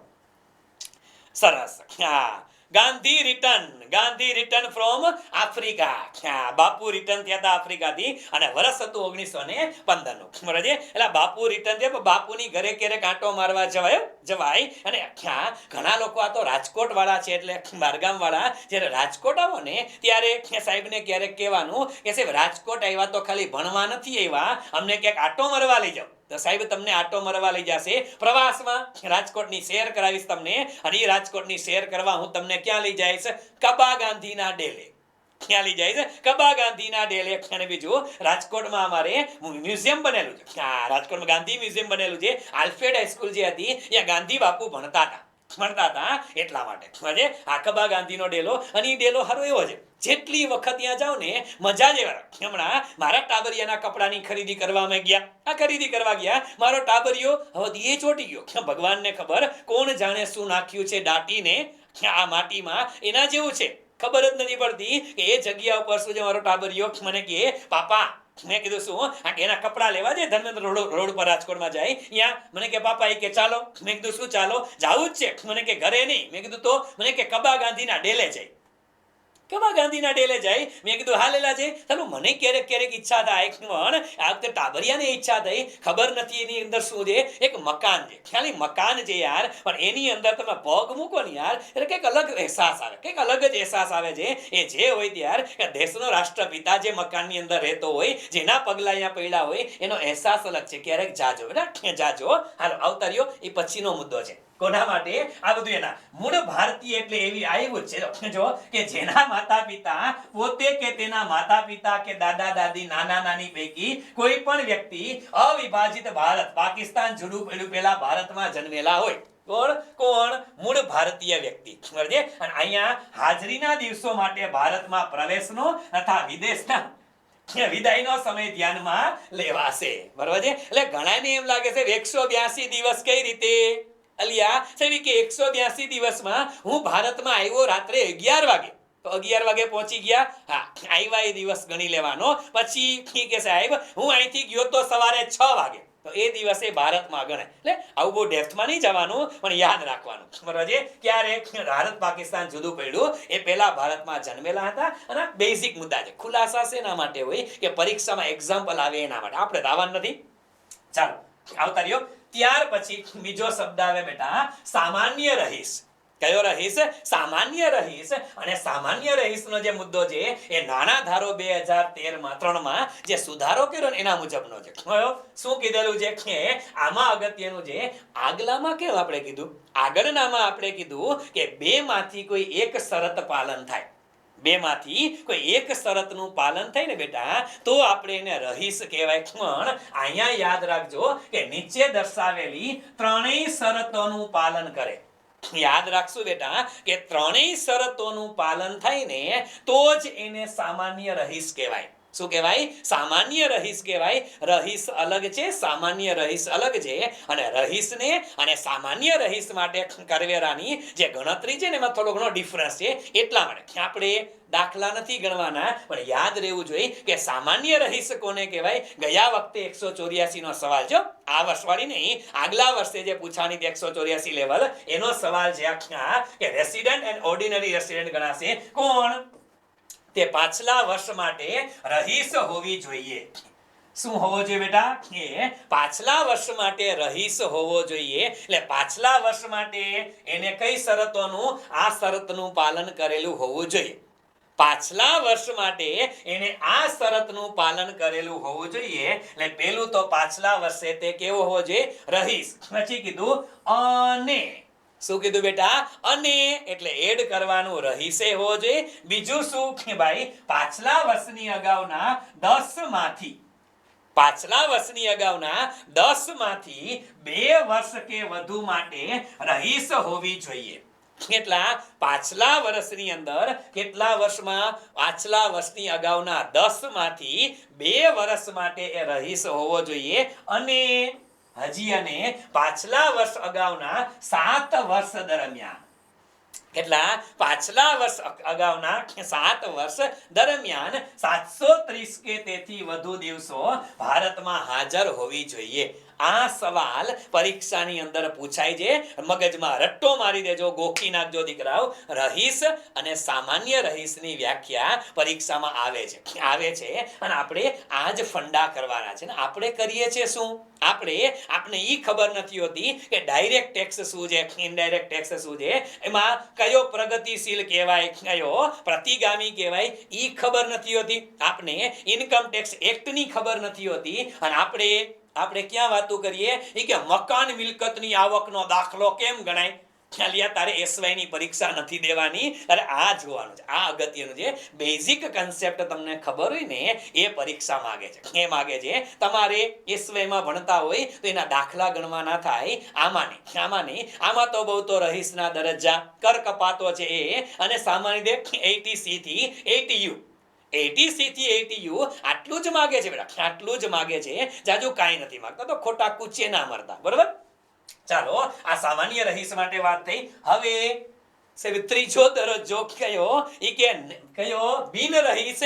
તો બિન રહીશ કોને કહેવાય? આગલા એકમાં નો આવે. રહીશ નથી એ કેવો છે? એ બિન રહીશ છે. જે વ્યક્તિ રહીશ નથી ને એ કેવો છે? એ બિન રહીશ છે. એ આપણે યાદ રાખશું. આ બધી ખાસ સૂચના છે ને, આ બધી દાખલા ગણી ત્યારે છે, આપણે કઈ કરવાની જરૂર નથી. એટલા માટે. બરાબર? ચાલો આગળ. આવકવેરા, આ ક્યાંથી આવ્યું? હાલો લઈને આવી. આવકવેરાના જુદા જુદા સ્લેબ આપ્યા છે. આમ તો બેટા આપણે બધાને ખબર છે કે આવકવેરાના સ્લેબ કયા આપેલા છે એ આપણે યાદ રાખશું. અને યાદ રાખવાનું બેટા કે આવકવેરાના સ્લેબની અંદર આપણી પાસે બે વિકલ્પ છે. કયા? એક વિકલ્પ નંબર 1 છે અને બીજો વિકલ્પ નંબર 2 છે. થઈ ગયું છે આ મને ખબર છે, પણ ફટાફટ રિવિઝન થઈ જાય એનું. આવકવેરાના સ્લેબ જે છે બેટા એમાં બે, વિકલ્પ 1 અને વિકલ્પ 2 આ વર્ષે પણ ચાલુ રાખ્યા છે. વિકલ્પ 1 એટલે જૂના, વિકલ્પ 1 એટલે બેટા જૂના, અને વિકલ્પ 2 એટલે નવા. વિકલ્પ 2 એટલે નવા. સરકારે આ વર્ષે પણ કીધું છે કે તમે વિકલ્પ 1 મુજબ જવા માંગો તોય અમને વાંધો નથી, વિકલ્પ 2 મુજબ જવા માંગો તોય વાંધો. Choice is yours. સરકારે કીધું ચોઇસ ઇઝ યોર્સ, તમે નક્કી કરો. પણ આમ કાન પકડો કે આમ ફેરવીને પકડો, બધું એક જ છો, એક જ થાય છે. કાંઈ લાંબો ફરક પડતો નથી. આ તો સરકારે આપણે આમ કાન પકડવાને બદલે ઊંધેથી કાન પકડાવ્યા છે. આ બીજું કઈ છે નહીં. સમજી લે કે આ જે રેટ છે ને બેટા, આ ચોખવટ કરું, આ રેટ જે છે એ કોના માટે છે? એ સામાન્ય નાગરિક માટે. કોના માટે? આ સામાન્ય નાગરિક જે છે એના માટે છે. કોના માટે બેટા? સામાન્ય નાગરિક માટે. અને સામાન્ય નાગરિક કોને કહેવાય? આવકવેરા ધારા મુજબ સામાન્ય નાગરિક એટલે કોણ? તો કે 60 વર્ષ સુધીની ઉંમર વાળા હોય ને બેટા, એને શું કહેવાય? એને સામાન્ય નાગરિક કહેવાય. શું કહેવાય? સામાન્ય નાગરિક કહેવાય. આપણને લાગે કે સાહેબ એનાથી વધારે, તો બેટા 60 વર્ષથી વધુ ઉંમર વાળા, 60 વર્ષથી વધુ ઉંમર વાળા, અને ક્યાં સુધી? 80 વર્ષ સુધી. ક્યાં સુધી બેટા? 80 વર્ષ સુધીના હોય એને સિનિયર સિટીઝન કહેવાય. કેવા કહેવાય? Senior citizen. શું કહેવાય બેટા? Senior citizen. હમણાં એક પરીક્ષા લેવાની તમને ખબર હોય તો, ડેપ્યુટી એકાઉન્ટન્ટની જીએમસી વાળી, એમાં સાલું આ પૂછ્યું. નક્કી જ નથી ક્યાંથી સવાલ પૂછે છે. આપણે એટલા ડેપ્થમાં ગોખીને ગયા હોય, પાકું કરીને ગયા હોય, પણ પ્રશ્ન પૂછે એ કે સુપર સિનિયર સિટીઝન કોને કહેવાય? હારું, ઈ ન કર્યું હોય. ઉપર મેઇન છે બેઝિક આપણે સાદું સહેલું ન કરી અને અઘરું કરીને છે, અને પરીક્ષામાં સહેલું પૂછી નાખે. એટલે બેય કરવાના. કરો તો બેય કરો. બરોબર છે? બીજું આવે આ કોણ બેટા? Senior citizen. એટલે 60 વર્ષથી વધુ પણ 80 વર્ષ સુધીના હોય એને સિનિયર સિટીઝન કહેવાય. અને હજી એક શબ્દ છે બેટા, કયો? Super senior citizen. 80 વર્ષથી વધુ ઉંમર હોય, 80 વર્ષથી વધુ ઉંમર હોય એને બેટા શું કહેવાય? એને કહેવાય સુપર, જસ્ટ વેઇટ, એને કહેવાય super senior citizen. Super senior citizen કહેવાય. આટલું યાદ રાખશું આપણે, બરાબર છે બધાના મગજમાં? તો આ ખાસ યાદ રાખશું બેટા કે સિનિયર સિટીઝન અને સુપર સિનિયર સિટીઝન કોણ છે, બરાબર? એનું કારણ છે કે આપણે આવકવેરો હમણાં ભણશું ને એમાં શબ્દ આવશે. કારણ કે સિનિયર સિટીઝનો માટે અને સુપર સિનિયર સિટીઝન છે એના માટે આમાં રિલેક્સેશન છે. એના માટે આમાં રિલેક્સેશન આપેલું છે, આપણે જોવું છે ને એટલે મારે સમજાવવું પડે. ચાલો આવતા રહ્યો. 2.5 લાખ સુધી બેયમાં ડેશ ડેશ, પછી 2.5 થી 5 જાવ તો બેયમાં 5 5, આમાં માથાકૂટ નથી. હવે ડખો થયો. હવે શું કર્યું કે અહીંયા છે ને પેલા 5 થી 10 સુધી, પેલા એવું હતું કે 5 થી 10 સુધીની આવક હોય ને તમારી 5 લાખ થી 10 લાખ સુધીની, તો એક જ સ્લેબ હતો. કેટલા ટકા? 20%. કેટલા ટકા? 20%. હવે 2.5 લાખે સ્લેબ બદલાવ્યા. હા, 2.5 લાખે બદલાવ્યા. 5 થી 7.5 માં 10%, પછી 7.5 થી 10 માં 15%, 7.5 થી 10 માં 15%. હવે 10 લાખ થી વધુ હોય ને બેટા તો પછી જૂના સ્લેબની અંદર 10 લાખ થી વધે તો એક જ સ્લેબ સીધો કેટલા? 30%. કેટલા ટકા? 30%. પણ હવે શું કર્યું એને? હવે થોડુંક નવું નજરાણું લેવા, અને શું એ કે 10 થી 12.5 માં એ કે 20%, 12.5 થી 15 માં એ કે 25%, અને 15 થી વધે તો 30% છે. એટલે અંતે તો છેલ્લે એકનું એક થશે. શું કામ? એની ચોખવટ કરો. પણ આ સ્લેબ લગભગ બધાને આવડે છે, પાકા કરી નાખ્યા છે, એટલે કે ચિંતા તો છે નહીં. અને આ કોના માટે? આ બધા માટે, ભારતના વ્યક્તિ માટે. દરેક વ્યક્તિ હોય કે એચયુએફ હોય, બધા નાગરિકોને લાગુ પડશે, બરાબર છે? ઓકે, ચાલો હવે આની અંદર એક વસ્તુ છે કયો કે આપણે જે મેં કીધું સિનિયર સિટીઝન અને સુપર સિનિયર સિટીઝન છે એને શું અલગ લાભ મળે? આ પરીક્ષામાં પૂછાશે બેટા. એને સ્ટાર કરીને રાખી દેજો. પરીક્ષાની અંદર આવી શકે એવા શબ્દ છે એટલે સ્ટાર કરજો. જૂના દર એટલે વિકલ્પ 1, આ પણ યાદ રાખવાનું. જૂનો દર હતો ને બેટા એને વિકલ્પ 1 કહેવાય. શું કહેવાય? જૂનો દર છે એને કહેવાય વિકલ્પ નંબર 1. જૂના દર મુજબ એટલે વિકલ્પ 1 માં સિનિયર સિટીઝન. કોણ? Senior citizen. અને સિનિયર સિટીઝન એટલે કેવા? તો કે બેટા 60 વર્ષથી 80 વર્ષ માટે. કેટલા વર્ષ બેટા? 60 વર્ષથી 80 વર્ષ સુધીના હતા એને ઓલું 2.5 લાખ હતા ને, 2.5 લાખ ને બદલે 3 લાખ સુધી ટેક્સ ફ્રી. કેટલા સુધી? 2.5 ને બદલે 3 સુધી ટેક્સ ફ્રી. આપણે બધાએ શું કરતા હતા કે 2.5 સુધી ફ્રી અને 2.5 થી 5 માં 5%. આ દાદા લોકોને 2.5 નહીં પણ 3 લાખ સુધી ફિક્સ, અને 3 લાખ થી વધે તો 3 થી 5 માં કેટલા ટકા? 5% ટેક્સ રાબેતા મુજબ. ક્યાં? તો કે જૂના વિકલ્પમાં. નવા વિકલ્પમાં આવી છૂટ આપી નથી. નવા વિકલ્પમાં એ દાદા હોય તોય ભલે અને પરદાદા હોય તોય ભલે, એ બધા માટે સરખું. જૂનો વિકલ્પ હતો એમાં આ છૂટ હતી. નવા વિકલ્પ તમે અપનાવો તો દાદાને કહી દીધું દાદા 2.5 લગી ફ્રી છે, પછી રાબેતા મુજબના સ્લેબ છે 5%, 10%, 15%, 20%, 25%, 30%. બરોબર છે? જૂનામાં આ સ્કીમ છે, નવામાં કાંઈ નથી. નવામાં કાંઈ છૂટ નથી. કોના માટે? દાદા માટે. કોના માટે? દાદા માટે. આગળ વધો. જૂના દરમાં વિકલ્પ 1 માં સુપર સિનિયર સિટીઝન. કોણ? સુપર સિનિયર સિટીઝન એટલે 80 વર્ષથી વધુ ઉંમરના લોકો. આને પરદાદા કહેવાય. શું કહેવાય? પરદાદા. ઓલા દાદા તો આ પરદાદા થાય ને બેટા, એટલે આ દાદા નહીં પરદાદા. આ પરદાદા માટે શું? તો કે 2.5 ને બદલે 5 લાખની છૂટી. કેટલાની બેટા? 2.5 ને બદલે 5 લાખ રૂપિયાની છૂટી આપેલી હતી. એ આવડા બરોબર છે કે આ 5 લાખ સુધી, એટલે એને 5 લાખ લગી કઈ ભરવાના જ નહીં. પછી રાબેતા મુજબ. પછી રાબેતા મુજબ જે આવતા હતા એ. પણ આ પણ શેમાં? તો કે જૂના વિકલ્પ. નવા વિકલ્પમાં આમાં પણ કઈ છૂટી આપેલી નથી. જૂના વિકલ્પમાં સિનિયર સિટીઝન માટે, જૂના વિકલ્પમાં સિનિયર સિટીઝન માટે 2.5 ને બદલે 3 લાખ. 2.5 ને બદલે 3 લાખ. અને સુપર સિનિયર સિટીઝન માટે 2.5 ને બદલે 5 લાખ. 2.5 ને બદલે 5 લાખ. બસ આટલું ધ્યાનમાં રાખવાનું છે, બરાબર છે? Just weight.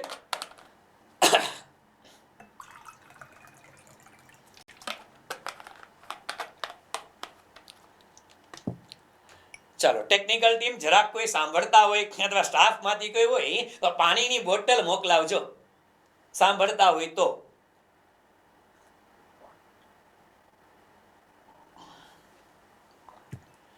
હા હાઈલા કે મેડમ વેક્સિન લેવા વયા ગયા. હા બીજા કોઈ છે કે નહીં? એલા સ્ટાફ માંથી કોઈ? હા આવી ગયો, મેસેજ આવી ગયો બેટા. જો હા નો મેસેજ આવી ગયો. આ વિનોદ રામાણી એટલે હું પોતે. હા એ કે છે તમે મેસેજ કરો. ના ના ના ના, મારા આઈડી માંથી મેડમ કે કોઈ સ્ટાફ ના જોઈન થયા ને ઈ છે. હા એટલે ઘણા પાછા કે તમારું નામ વિનોદભાઈ. હા એ આપણું નામ વિનોદભાઈ. મને ક્યારેક ક્યારેક ભૂલાઈ જાય.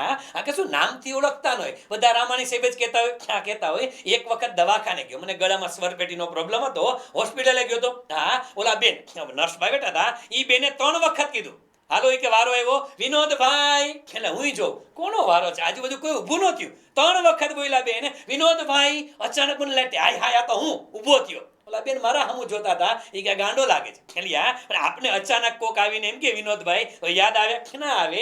રામાણી સાહેબ જ ખબર હોય ને આપણે, એટલા માટે. બરાબર. હા 50% અત્યારે ખબડી કે હા એ કે અમને અત્યારે ખબડી તમારું નામ વિનોદભાઈ છે. હા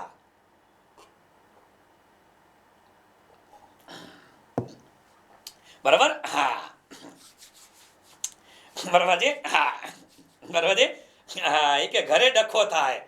ના ના મેડમ નું નામ તો યાદ હશે ને યાર. અને એનું નામ પાછું સિંહ રાશિ વાળું છે, એટલે કોઈ દી ભૂલાય જ નહીં. હા અને મેડમ નું નામ ભૂલી જાવ તો ડખો થઈ જાય યાર. હા અમારા મિસિસ નું નામ મીરા.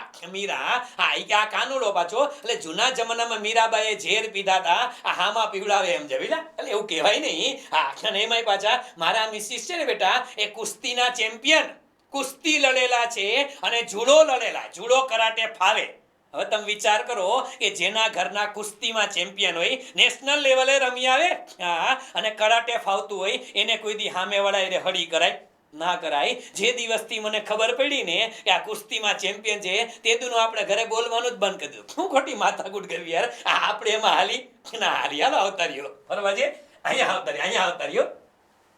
અલિયા ના ઓલિમ્પિકમાં નથી મેડલ જીતવા, અહીંયા ઘેરે રહીએ તો સારું છે. ચાલો અહીંયા બચકે રહેના, બચવું જ પડે બેટા. ક્યાં જાય તમારો સાહેબ બિચારો? પણ આમ ડાયા બહુ ડાયા. ઓકે ટેન્શન જેવું નથી. હાલો અવતાર્યો. તમે ચિંતા કરો માં. ચાલો તમે ચિંતા કરો માં. અહીંયા અવતાર્યો. જો કોઈ સામાન્ય બસ ચાલો કોઈ સામાન્ય વ્યક્તિ કે સિનિયર સિટીઝન, સામાન્ય વ્યક્તિ, સિનિયર સિટીઝન કે સુપર સિનિયર સિટીઝન, નવો સ્લેબ એટલે કે વિકલ્પ 2. આ યાદ રાખજો બેટા. આ પરીક્ષામાં પૂછાય એવું છે બેટા કે નવો સ્લેબ એટલે વિકલ્પ 2 અપનાવે. શું અપનાવે? વિકલ્પ નંબર 2 અપનાવે ને તો એને 80C, 80D અને HRA બરાબર છે. આ 3 સુવિધા જે છે એ એને મળશે નહીં બેટા. આ 3 સુવિધા HRA આવે બેટા. હાઉસ રેન્ટ એલાઉન્સ છે HRA. 80C, 80D અને HRA છે ને બેટા, આ સુવિધા એને નહીં મળે. સમજાય છે? જો એ બીજો વિકલ્પ અપનાવે તો. શું અપનાવે બેટા? જો એ લોકો બીજો વિકલ્પ અપનાવે તો એને આ કોઈ સુવિધા મળશે નહીં. આ આપણે ખાસ યાદ રાખશું. બરાબર છે? આપી દો બેટા. Thank you. જો એ લોકો બીજો વિકલ્પ અપનાવે તો એ લોકોને આવી કોઈ સુવિધા મળશે નહીં. એટલે કીધું કે કાન આમ પકડો કે આમ પકડો, બધું સરખું જ છે. બધું સરખું છે. આ યાદ રાખી લેશો. બરાબર છે બધા માટે? તો આ HRA બરાબર. હાઉસ રેન્ટ એલાઉન્સ છે, આગળ આવે છે. હા ઘર ભાડા ભથ્થું. હાઉસ રેન્ટ એલાઉન્સ ઘર ભાડા ભથ્થું આગળ છે. તો આ કપાત તરીકે મળશે નહીં. બરાબર છે? ઓકે. હજી 2 મુદ્દા અગત્યના છે. કયા? ઉપર મુજબના સ્લેબમાં 4% લેખે હેલ્થ અને એજ્યુકેશન સેસ લાગુ પડે તે. એ તો 4% તો બધાને લાગુ પડે છે. અને વધારામાં એને શું? સરચાર્જ. ભાઈ સેસ તો બધાએ ભરવાનો છે. ટેક્સ ભરો એટલે સેસ ભરવાનો, પણ સરચાર્જ જે છે એ પણ લાગુ પડે ત્યારે જોઈ લેવાનો. હા યાદ રાખજો કે આ સેસ અને સરચાર્જ એની ઓલરેડી ચર્ચા આગળ 2 વખત થઈ ગઈ છે. 2 વખત થઈ ગઈ છે. ઇન્કમ ટેક્સમાં કરી છે, અને જેને ઇન્કમ ટેક્સમાં લેક્ચર નથી જોયા એ લોકોને પબ્લિક ફાઇનાન્સમાં, આપણે યુટ્યુબની અંદર પબ્લિક ફાઇનાન્સની પણ વાતો કરી હતી, એની અંદર પણ થઈ ગઈ છે. એટલે પબ્લિક ફાઇનાન્સ વાળા છે ને એ યાદ રાખજો. પબ્લિક ફાઇનાન્સ વાળા છે એ યાર લેક્ચર જોઈ લેજો બેટા.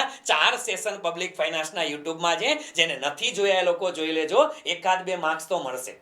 ડેમ શેર કરજો. અને એમાં છેલ્લો જુદા જુદા પ્રકારની ખાધ આપેલી છે કે ફિસ્કલ ડેફિસિટ કોને કહેવાય, બજેટરી ડેફિસિટ કોને કહેવાય, પ્રાથમિક ખાધ કોને કહેવાય, રાજકોષીય ખાધ, પ્રાથમિક ખાધ, બજેટ ખાધ, ઇફેક્ટિવ ડેફિસિટ.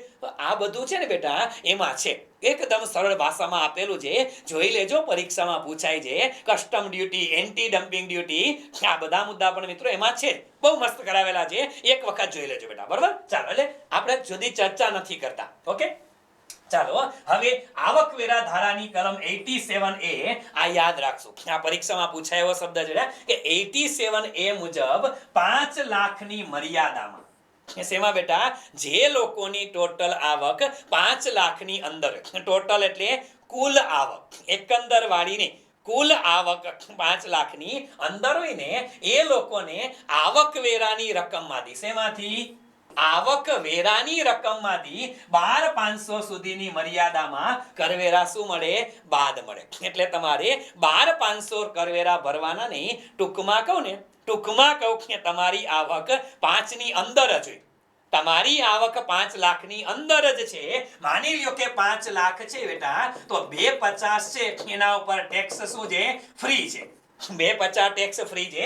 250 ઉપર તમે જાઓ, 5 લાખ હોય તો વધારાના 250 ઉપર સાહેબ 5%.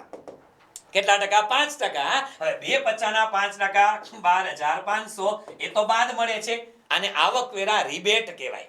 શું કહેવાય બેટા, આને આવકવેરા રિબેટ કહેવાય. શું કહેવાય, આવકવેરાનું રિબેટ. અને આવકવેરા રિબેટ છે ને એ 12,500 રૂપિયા સીધું કરવેરામાંથી બાદ. એટલે મારી આવક 5 લાખ હોય તો મારે ટેક્સ ભરવાનો 12,500, અને તો સરકારે બાદ કર્યો.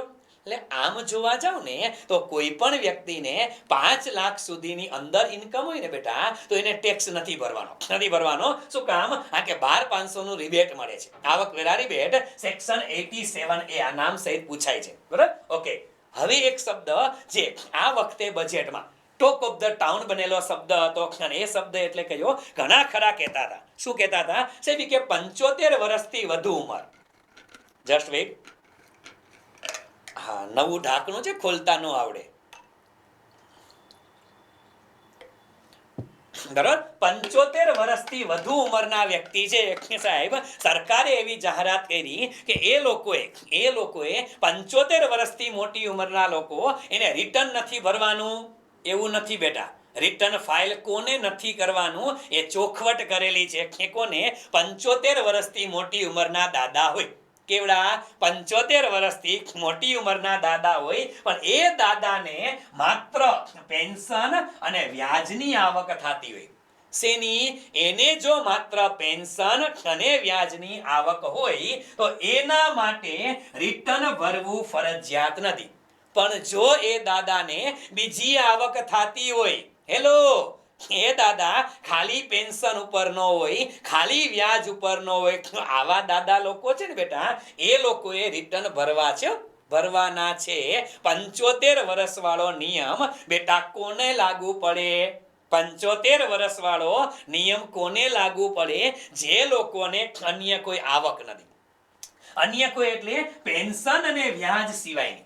અન્ય કોઈ આવક એટલે પેન્શન અને વ્યાજ સિવાયની કોઈ આવક હોય એને લાગુ ન પડે. અને આમાંય યાદ રાખજો બેટા કે સાહેબ, આમાં રિટર્ન નહીં ભરવાના કે ટેક્સ.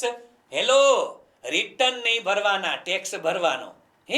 હા, ખાલી રિટર્ન નહીં ભરવાના. એટલે રિટર્ન નહીં ભરવાના તો ટેક્સ કઈ રીતે ભરે, ખેલા, જે લોકોને પેન્શનની આવક મળે, જે લોકોને વ્યાજની આવક મળે, એમાં ઓલરેડી ત્યાંથી જ ટેક્સ લઈ લે.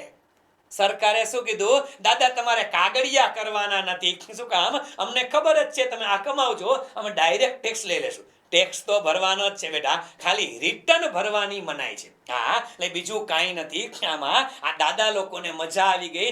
હાશ, આપણે રિટર્ન નહીં ભરવાનું, દાદા રિટર્ન નથી ભરવાનું, ટેક્સ ભરવાનો છો. પેલા જોજો, ટેક્સ ભરવાનો છે, રિટર્ન નહીં ભરે તો હાલે. શું કામ, હવે ઈ લખે આટલા રૂપિયા, આટલા, ખબર જ છે સરકારને અમે ટેક્સ લઈ લીધો છે એટલા માટે, બરાબર. અને બાકી આ સિવાયની આવક ધરાવતા 75 વર્ષથી વધુ ઉંમરના સિનિયર સિટીઝન હોય એને રિટર્ન ભરવું ફરજિયાત છે. રિટર્ન ભરવું ફરજિયાત છે બેટા, આ બધાને ફરજિયાત છે, બરાબર છે. તો આ આપણે યાદ રાખશું. ક્લિયર બધાના મગજમાં? હા, આના ઉપર TDS કપાય છે, tax deduction at the source.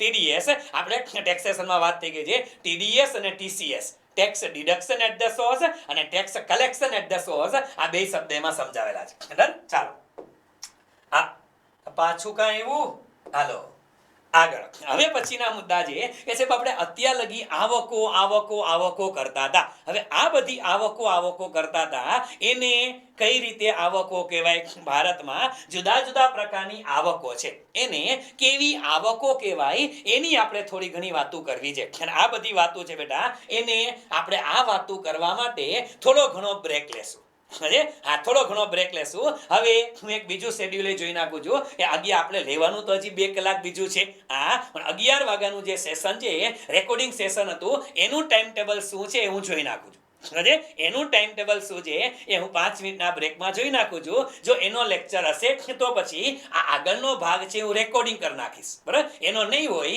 તો આપણે લાઈવ મળીએ છીએ બરાબર છે તો 5 મિનિટ તમે લોકો વેઇટ કરશો તમારે પણ ફ્રેશ થવું તો થઈ જાવ અત્યારે કોઈ મીટિંગ લેફ્ટ નહીં કરે બેટા કોઈ મીટિંગ લેફ્ટ નહીં કરે ચાલુ રાખીએ છે 5 મિનિટમાં હું જરાક વ્યવસ્થા જોઈ લઉં અને પછી જો આપણે ચાલુ રાખવાનું હશે તો ચાલુ કરશું અને નહીતર જો ક્લોઝ કરવાનું હશે તો હેવ અ નાઇસ ડે પછી કહીશ અત્યારે નહીં 2 મિનિટ પૂરતા બધા લોકો ચાલુ રાખશે બરાબર છે જસ્ટ હું ચેક કરી નાખું છું બરાબર યસ ચાલો રિટર્ન આવી ગયા સાહેબ આવી ગયા હાલો હવે એકાદ બે સૂચના પહેલા આપી દઉં હા અત્યારે લેક્ચર જે છે ને બેટા હા એ 11 વાગ્યાનું રેકોર્ડિંગ ગોઠવાઈ ગયેલું છે એટલે અત્યારે આપણે કલાક અડધી કલાક કેમ કે એને 10:30 સ્ટુડિયો સોંપી દેશું આપણે એટલે હવે યાદ રાખજો હવે 2 વિકલ્પ તમને આપું આમાં આપણે બહુમતી ઉપર હાલશું સમજે આજનો સેશન તો અહીંયા આપણે ખતમ કરશું હવે 2 વિકલ્પ તમારી પાસે છે કે હું બપોરે રેકોર્ડ કરેલો લેક્ચર તમને લોકોને આપું કે પછી આવતીકાલે રવિવાર છે અને શીતળા સાતમ છે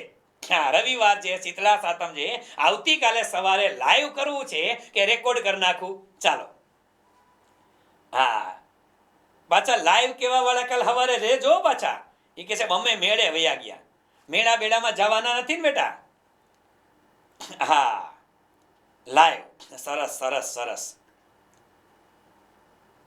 હાલો મેળા ક્યાં છે કે જાવું બરાબર છે હાલો ડન છે બેટા ડન બરાબર છે હા તો બપોર પછી છે ને બેટા હા એટલે મારે બીજા રેકોર્ડિંગ એ બપોર પછી કરવાના છે તો એ બીજા રેકોર્ડિંગ હું કરી નાખીશ આપણે લોકો પાછા ઇન્કમ ટેક્સ માટે કાલ સવારે લાઈવ મળશું બરાબર છે હાલો આને લોક કરી દયા જાય લાઈવ મળશું એને આપણે લોક કરી દઈએ કાલે સવારે રાબેતા મુજબ આપણે લોકો હા કદાચ સ્ટાફના મેમ્બરો છે એને કદાચ રજા તો નથી રજા જેવું હશે ને તો પછી હું તમને લોકોને કદાચ 8 વાગ્યાને વેલે 8:15 8:30 ચાલુ કરવાનું થાય તો મેસેજ કરી દઈશ બરાબર છે કાલ તો આમ તો પાછો સન્ડે છે અને તહેવાર છે એટલે ખોટા કોઈને હેરાન ન કરાય બરાબર છે પણ આમ અમારે રજા જેવું છે જ નહીં બેટા આપણે આ પરીક્ષાની તારીખો આવી ગઈ છે હા અને દોડવા તારીખો સામે દેખાય છે એટલે હવે તો વિકલ્પ જ નથી લડવા સિવાય વિકલ્પ નથી એટલે અમારે રજા જેવું કઈ છે એની ચિંતા કરતા નહીં બરોબર છે ચાલો આવતીકાલે અહીંયાથી આપણે શરૂ કરશું ત્યાં સુધી રજા આપશો have a nice day to all of you બધા લોકોને હેવ અ નાઇસ ડે જય સ્વામિનારાયણ જય શ્રી કૃષ્ણ જય માતાજી જય દ્વારકાધીશ હર હર Mahadev thank you so much